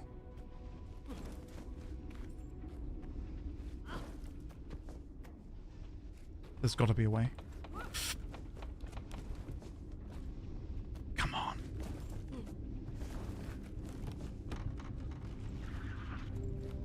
There's no way I can make that. Oh, you're kidding. I really thought that might be enough. No, can't get on top. I was going to try and run along the top of it. Nah, never mind. Ah, that would have been fun. All right. Archivist Earnswart, are you delivering something? I'm already buried in magic. Look at her face. Hold on. Hello, children. Hello. She looks like she wants to eat my soul. Right. Back we go. I'm sorry, I don't know what you're talking about. I really have to ask, is that Zaitan's tale? As a matter of fact, it is. Oh my god. We brought it here after Zaitan's death. We had to construct special rigging to get it in here. It took months. And they're experimenting on it? They're studying it, yes. It may one day reveal all the secrets of the Elder Dragons. What was that you were saying about being buried in magic items? Yeah. Oh wait, you're in Dear Ravenscroft. That's a relief. Every day it's magical, this and arcane. That, half the time, all they bring me are glowing rocks and fungus. Why do they do that? Oh, the word is out that we're storing artifacts for safekeeping from the dragons. As you can imagine, every noble with a magical pinky ring wants to store it here. You sure you're safe here? Don't tell anyone, but we can only hope so. Our best defenses are magical. They'll protect us for a while, but as the magic levels in the world drain, they'll eventually cease working. Have you seen any especially interesting items? Look around. You've got permission to browse. Just remember who is to put an item back if you don't. Okay. I may stay a while after I've met with Magus the Stone Healer. Let's get you on your way then. What can I help you find? I'm looking for a book on Norn Centaur. I'm looking for a book on Duke Baradin. An almost king fathered a ghost might be in Char or human history then. The book you're looking for will be somewhere between S11 and S22. That's exactly what I needed. Thank you very much. Find a way to access the storage room, which is apparently over here.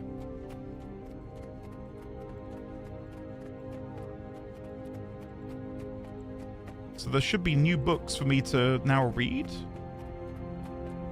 Oh, it's above me. I see. Kima, you don't. Whatever. Don't say this to me. Respect thine elders. It was more the fact that her eyes were glitching through her hair. Not that I had anything particularly bad to think or say about her. Ashford History, Duke Baradin. Written by Ella McKay, who we spoke to upstairs. Shh. This collection of historic facts reveals the life and death of one of Ascalon's most notorious dukes. Though first in line to the throne, Duke Baradin did not object when people called for Adelburn to be king instead.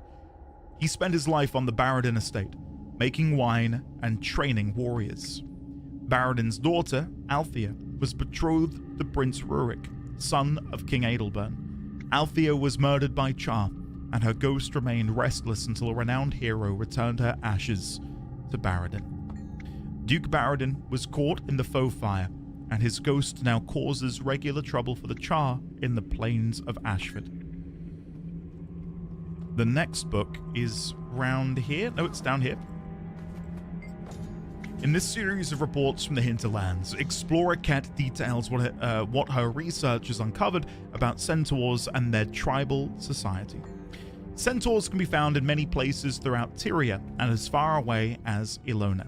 Some tribes, such as the Orshad Raiders from the Crystal Desert, are known to eat human flesh. Centaurs are one of many races displaced by humans. The number of warring tribes far outweighs that of peaceful ones. I don't understand why people join the Priory. The rise of the Elder Dragons, especially Zaitan and Yormag, has put centaurs in even greater conflict with humans in the Shiver Peaks and in the plains as the two races compete for territory. And then there should be one more book, annoyingly upstairs. Okay, let's go check it out. The Great Hunt Rite of Passage. Arnleaf Iceborne gives us a basic primer on the ancient Norn ritual called the Great Hunt. Every year, Norn contenders compete to take home the title of Slayer. This is an important trial for the young. It launches their legendary journey. There's a note written on parchment between the pages of this book. The note says, revolution came to Rata-Sum, N12, and a pall fell upon emerging blooms. Sill. Close book. Read the remaining books. Oh, I've got to like land on some of those books there. There we go. The Great Golem Uprising of 1284, a commentary. Okay. Stuart Gix gives his uncensored thoughts on this historic event and what it portends for the future. Not since the Destroyers has Rata-Sum come so close to disaster as when the city's golems began to malfunction and turn on their makers. Swatorista? Thank you for the raid. Welcome on in, raiders. I'm in the middle of raiding the Paderman Priory's library. It's lovely to see you all. Welcome on in. One must consider Almost the current... half a year. Indeed hug, indeed love. Remley, thank you very much for the 5 months. Hello, we are playing Swator and came to check out someone playing Guild Wars 2. Nice to meet you. This looks really neat. Current gifted a tier 1 sub to Jaritos Official. They have given 136 gift subs in the channel. Thank you again, Current. That makes sense with your name, Swatorista. I'm with you. Coincidentally, I've never really played Swator. I really enjoyed the cinematics they released for it, and being an MMO player of, 20 years plus, it is a massive shame that I've never actually played Swator. But yeah, Guild Wars 2 is a fun time. I wish I could explain how it compares to something like Swator, but I'm unfortunately not versatile enough in your game to be able to share that with you. Me and my friends have been poking around Guild Wars 2 again. I've been trying to do fractals. Nice, yeah. I love that this is a great game to play on the side of other games, if that makes any sense. Like, Guild Wars doesn't punish you for leaving it behind. Like, it feels like a great game to play alongside another MMO or another seasonal based game like Path of Exile, for example. But yeah, I love it. I love it. So one must consider the current Peacemaker to Golem ratio of 1 to 10 when gauging the potential for future recurrences. The potential for Cataclysm is unsettling at best. For now, Inquest crews remain part of our society, but their antagonism against the Council grows with each passing cycle. We must install countermeasures to ensure history does not repeat itself, this time with even more disastrous results. It still says read the remaining books. Oh my goodness. So many new ones have spawned in. What is happening? I thought I was done reading them all. Never mind. This area is so pretty. Might you explain where it is in the expansions, the storyline? We are currently in Living World Season 2. That boy's got me covered. And yeah, the wings are from the store. Scholar Katerin interviewed dozens of her fellow Sylvari who claim to have seen the shadow of the dragon in the dream. She concludes that only one such report has any credibility. Shadow of the Dragon is the name assigned to Mordramoth's champion. This nightmarish creature has been spied in the dream and in the world. I did think it looked similar. So when we played through... Was it the last Guild Wars stream we did? We fought against that dragon at the top of the grove. And I did think, oh, it's similar to the one we saw in the dream. I just assumed it was a reuse of model. Interesting. While some believe it is immortal and cannot die, others do not. To date, there is no proof in either direction. Oh, what is happening? It moves? Don't tell me those are stairs.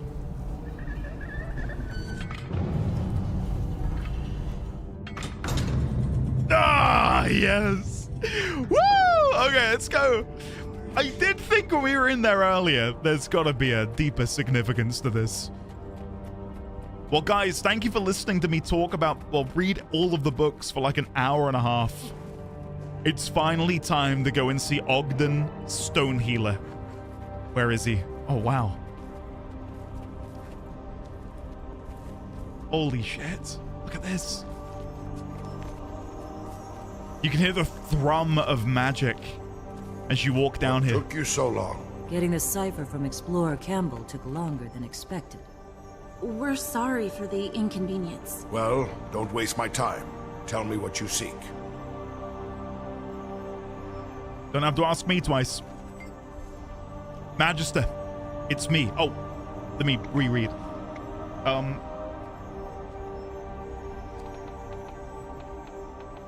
Speak up. These old ears are worse than my old eyes. And they're worse than my whole...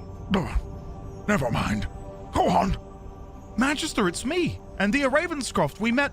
Yes, I remember you. No time for nostalgia. Get to the point. I need information about how to deal with Mordremoth. Actually, I think you need information about the meaning of your vision from the pale tree. What? How did you... There are those who have taken an interest. I had some warning that you might be calling. Your challenges do not go unnoticed. Who? All in good time, but know that they have Tyria's best interests at heart. Now, this is what you're looking for. This artifact. Go on. Examine it closely. What is it? Don't ask. Act. Examine it and you shall see. As you wish. Ornate hourglass. Oh! The closer you get, the more the jingle plays.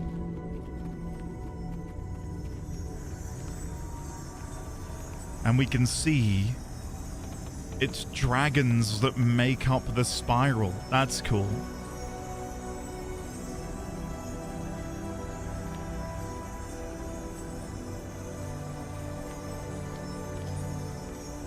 That's really cool. And interestingly, there are 6 dragon heads. So there's technically 6 dragons here, if you take each head as its own individual dragon. Which just so happens to be how many Elder Dragons there are. Anyway. Ornate hourglass. The ornate hourglass is made of precious metals and has a palpable aura of magic. Examine the artifact. Don't be shy. You can touch it. Touch the hourglass. Ho-ho!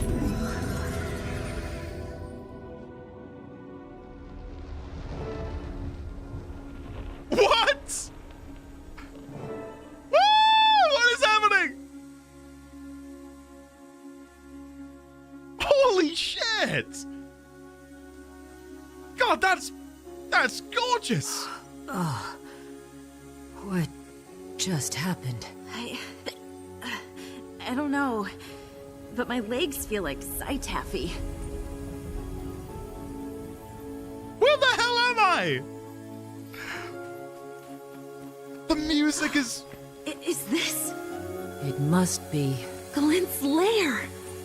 Oh, it's even more beautiful than I imagined. Glint's lair! Eerie.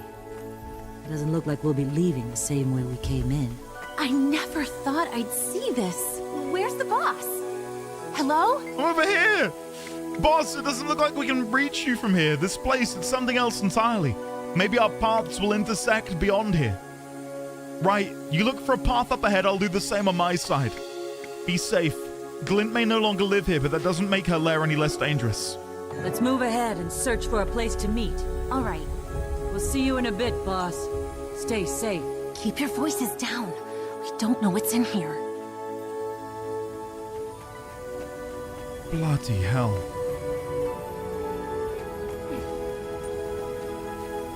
Challenge mote.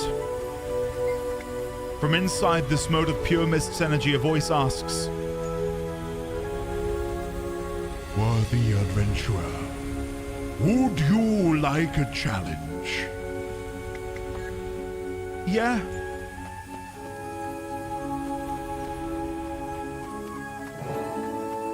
Defeat the distorted facet of strength.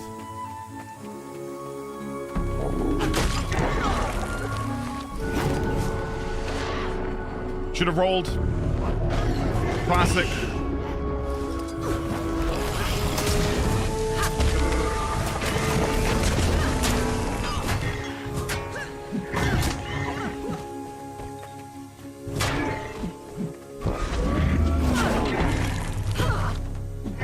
Nope.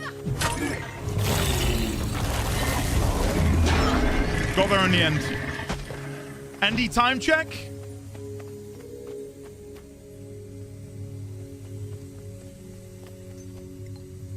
The only thing I'm worried about is my members only video hasn't uploaded yet. If that was uploaded, I'd be fine.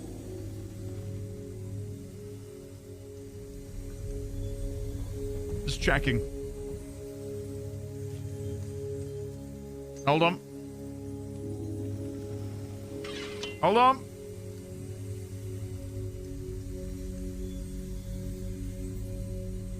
Okay. It should now be uploading it. Okay. Continue. Who's that? There's a person.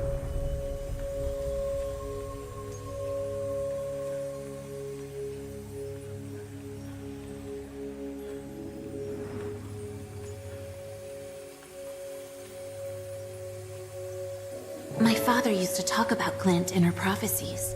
He said she was grand and noble as any Crichton. She loved humans, except when they tried to steal her eggs. She defended her children like any good mother. What an empty place. My mother told me stories passed down by her mother.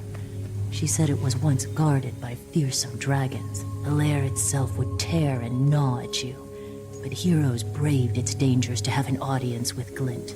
Can you imagine what it must have been like? Look at these different...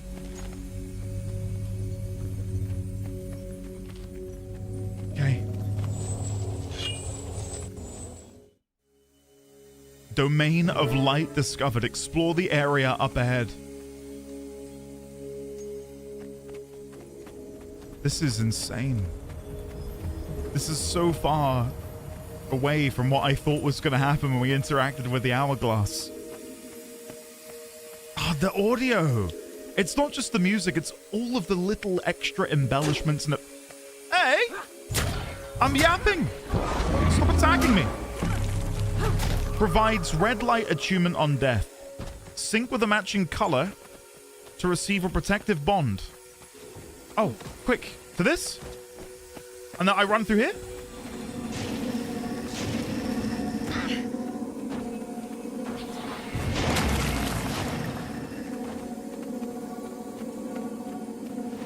I've still got it for 18 seconds.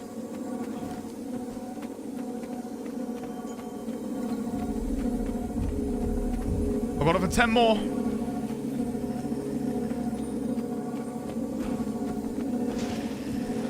Oh, I'm gonna need a bit of a longer buff. It's not gonna work. I need to re-up it.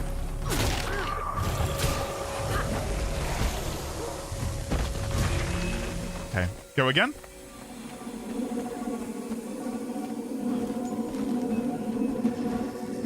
And then again. I jumped IRL. I don't know why.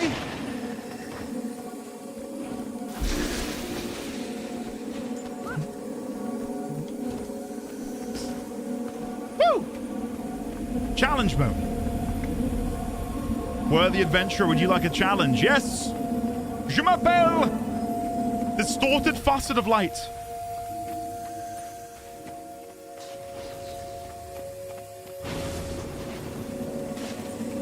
Okay, so you're invulnerable for 15 seconds. I don't want to be doing anything to you then, do I?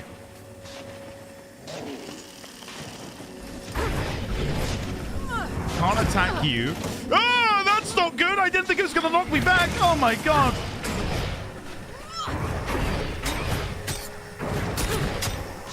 Okay, so I now need to go to the green one. Get my invulnerability, and then what? Go in and attack?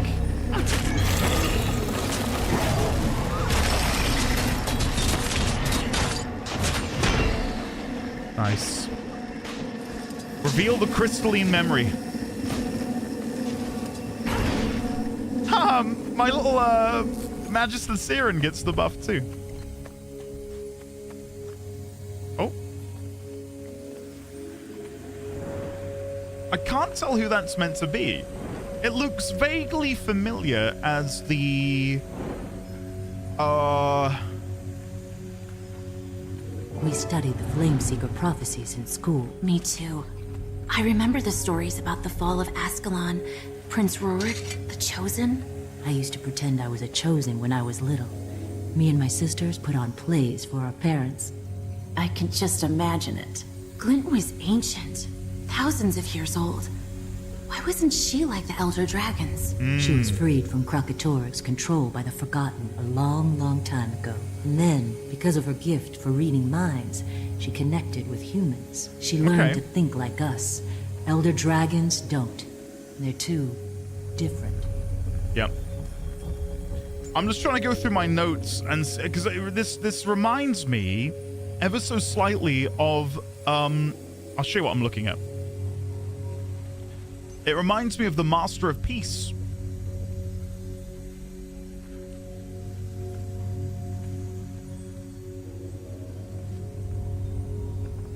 Who's the guy that we dealt with at the beginning of Living World Season 2. I'd recognize those grey locks anywhere. Domain of Darkness. Okay.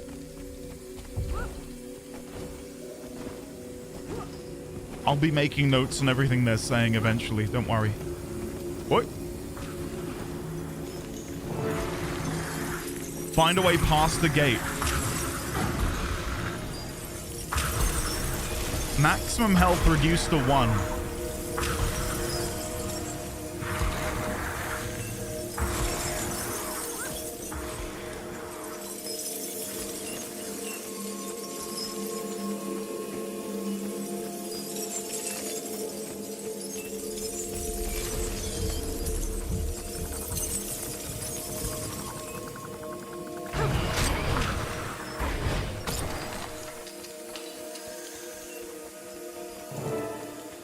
Nice.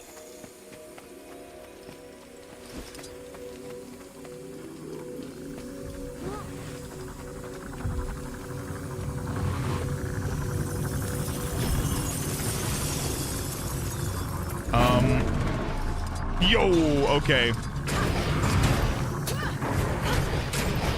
So I need to destroy this now.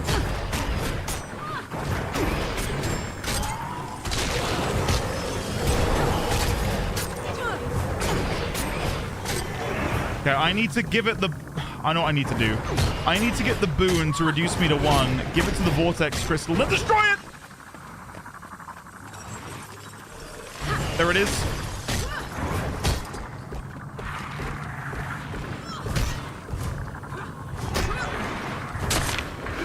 Got it. Wait, you're still here? Unless you are now susceptible? No. So I need to do that again. That's doable.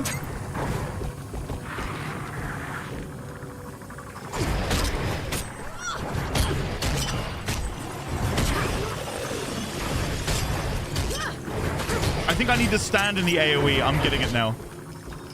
So if I do this, it'll take my boon.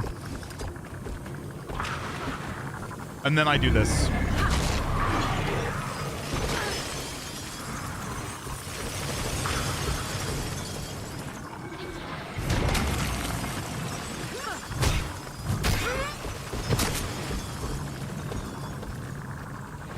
Try again.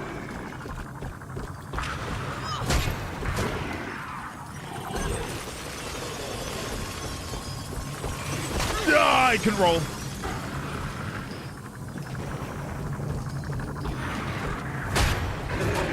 We're slowly getting there.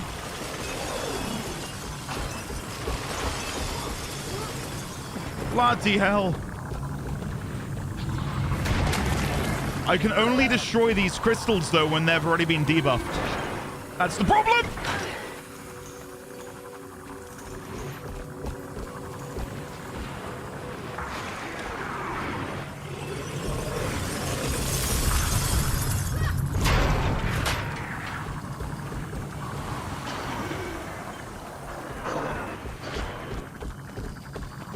See, the thing that gives you the 1 health is so temperamental. Like, where is it? There it is.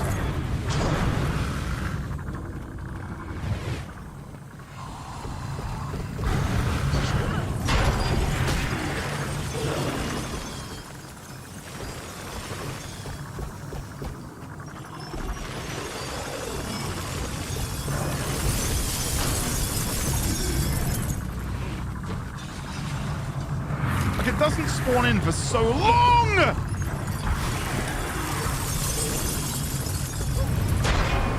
One more.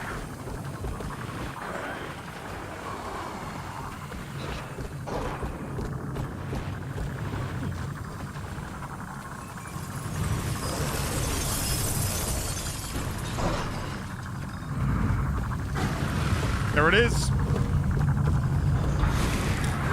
Boom! Come on! Holy shit. We got there. Glowing crystal.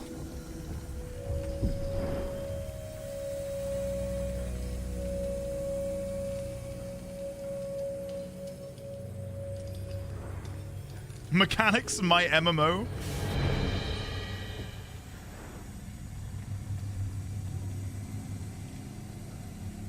What are you holding? I know how Glint died. Destiny's Edge went to kill her, right? So she wouldn't wake Kralkatorrik? That's my understanding. But she communicated with them and they changed their minds. Then what? They tried to take down Kralkatorrik, but they ultimately failed. Glint perished. Logan Thackeray was supposed to be with them, but he left to protect the Queen from Kralkatorrik's minions. I don't know what we'd have done if something had happened to her.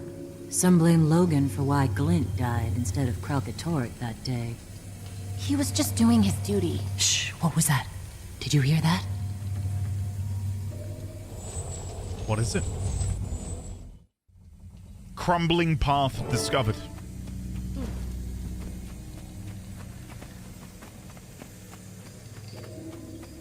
Cass, stop moving. Drake, Listen. what was that? We're here. Watch out!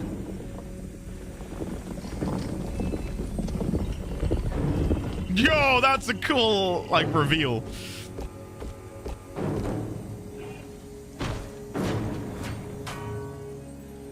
Let's do it. Veteran Malevolent Memory summons vortex crystals, causes fragility. Okay, so we're gonna need to do all of this again. Bait you over here, please. And go. And again.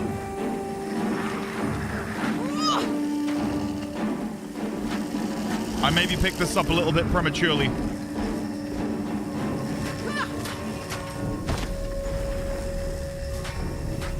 Any vortex crystals, please? There's one.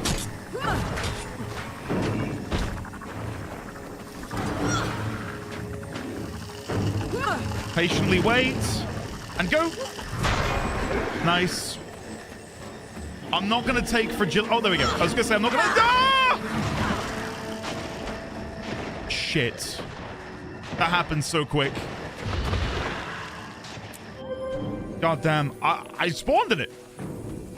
I didn't know the floor was going to become lava. That happened so quickly. Okay. Vortex crystal. This one's green. So I need to destroy you in order to get the green to go back over here. Do that. You've now got fragility, so I need you to come over here with me. Oh, but I'm immune, so I can go in.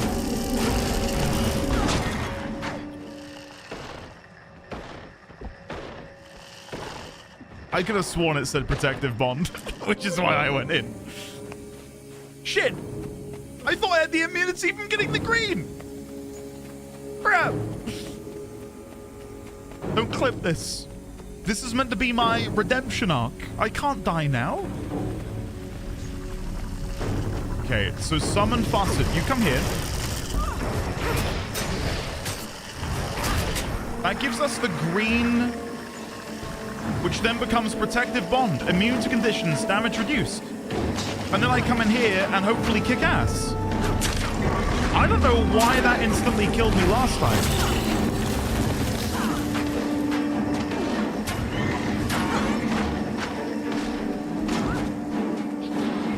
Because I had fragility?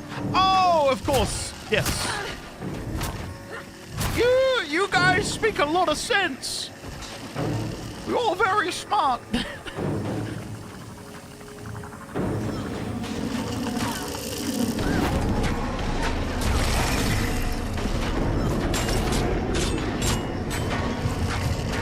Come on.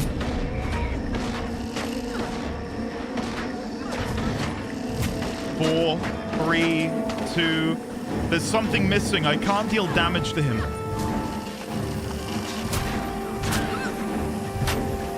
I dealt like no damage just then, and I can't figure out how to. Like, it says I'm dealing damage, but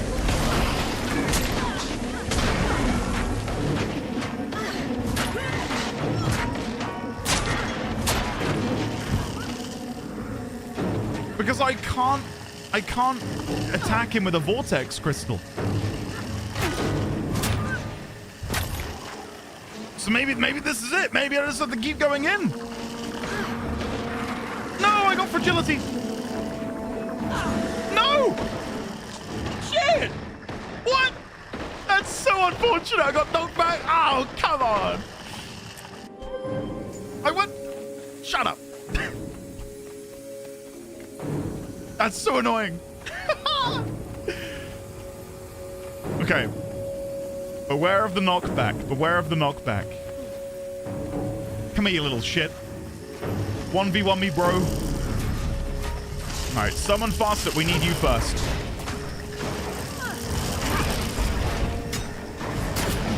Okay. Got the attunement. Grab that. Run over here.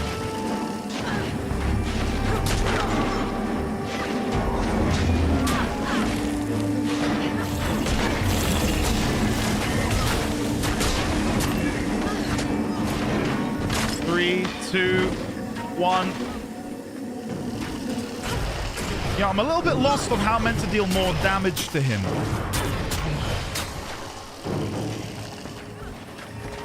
Because there are no vortex crystals I can explode. I mean, I could try and explode this one. But what's that going to do for me? Oh, I can't go in there when I've got the shield.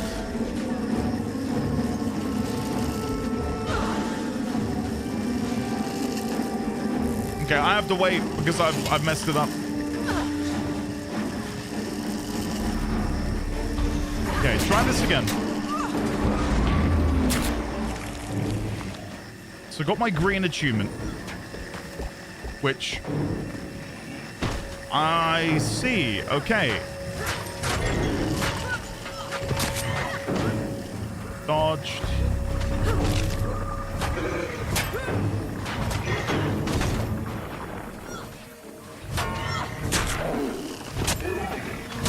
Dodge. So now I can do a vortex crystal here again. Give me a sec. Where's the 1 HP?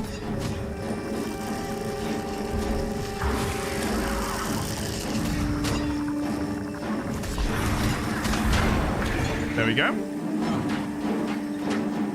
So it's the vortex crystal I have to destroy in order to get him to end that phase, is my read on that? Which feels weird to me. I don't know if I maybe missed something there.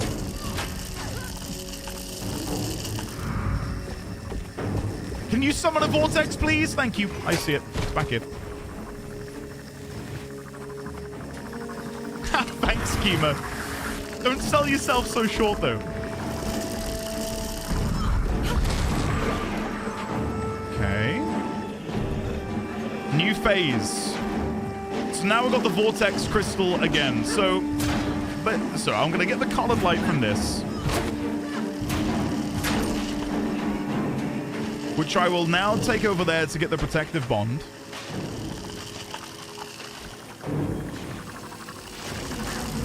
But then getting the protective bond, I can come in here and attack.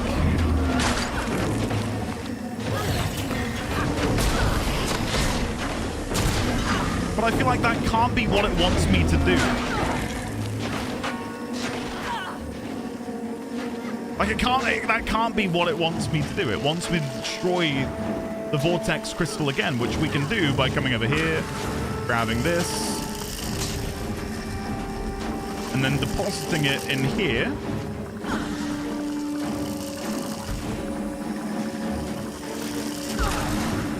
Like so.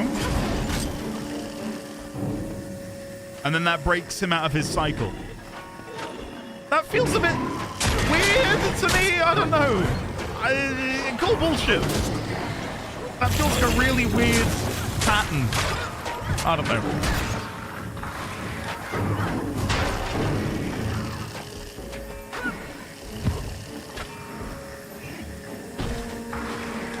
And now we wait for another vortex crystal.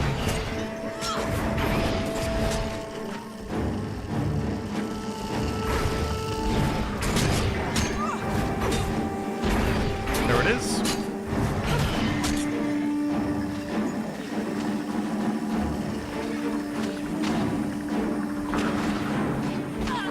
And kill. And now the final phase.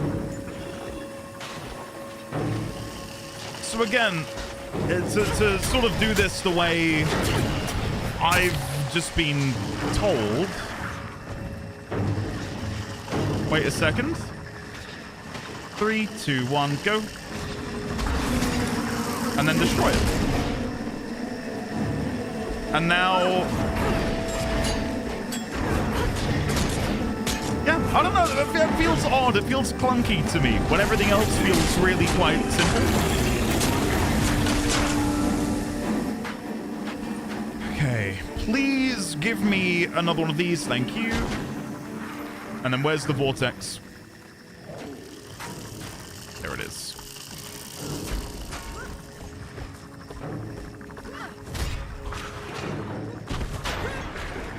One more.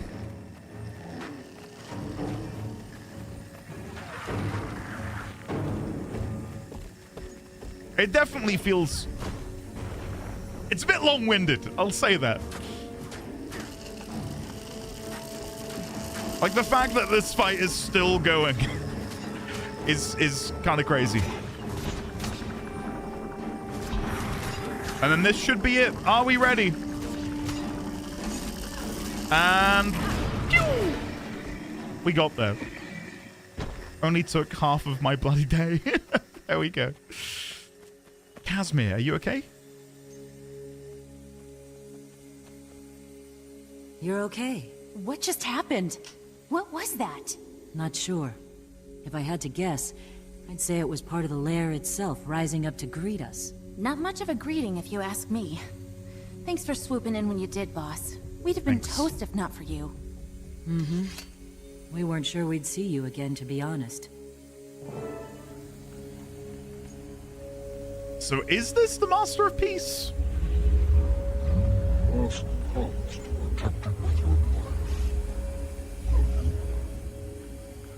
Trust us with your life, will you, or something? That's an egg. That is an egg. What was that? It couldn't be. We need to speak with Ogden immediately. Let's find a way out of here. That was pretty cool. That was pretty cool. That's an ovoid? Oh, whatever. I like what they attempted. I'll say that. That was fun. Just a bit old in its execution. Visually, though, it's stunning. The looks on your faces. You could have warned us. Nope. No. That would have sapped the fun right out of it. So tell me, what do you know now that you didn't before? Entertain. Oh. 2 thingy. Hold on. Entertain an old dwarf. Tell me your tale. It was a portal to Glint's lair. So it was. The Master of Peace and I set it up after Glint's death so I could guard it for the Brotherhood. I saw the Master of Peace take an egg. The last one intact. It's been in stasis since her death. The Master of Peace is taking it where it'll be safe and allowed to hatch. Where has he taken it? You must tell me. Sadly, I do not know. He disappeared beyond Drytop, and I've had no word since. You will find him, won't you? He is in great danger out there. I'll do my best. That is why you were chosen for this. Go now! Find him and make sure he arrives safely at his destination. Only he can tell. What's his destination? Only he can tell you that. Go, but be smart. Do not rush into danger unprepared. You have many trials ahead of you. Yes, Magister, I'll be careful. And on that extraordinary bombshell, episode complete! Woo! Come on. Nice. Ogden's gratitude? What is this? Yo! 5 obsidian shards! Wow! Guys, annoyingly, carapace shoulder box? Guys, annoyingly, I'm gonna have to run. I'm so late, and I need to get this video uploaded as well, so... Oh, there's no... What? What is that? Oh my god!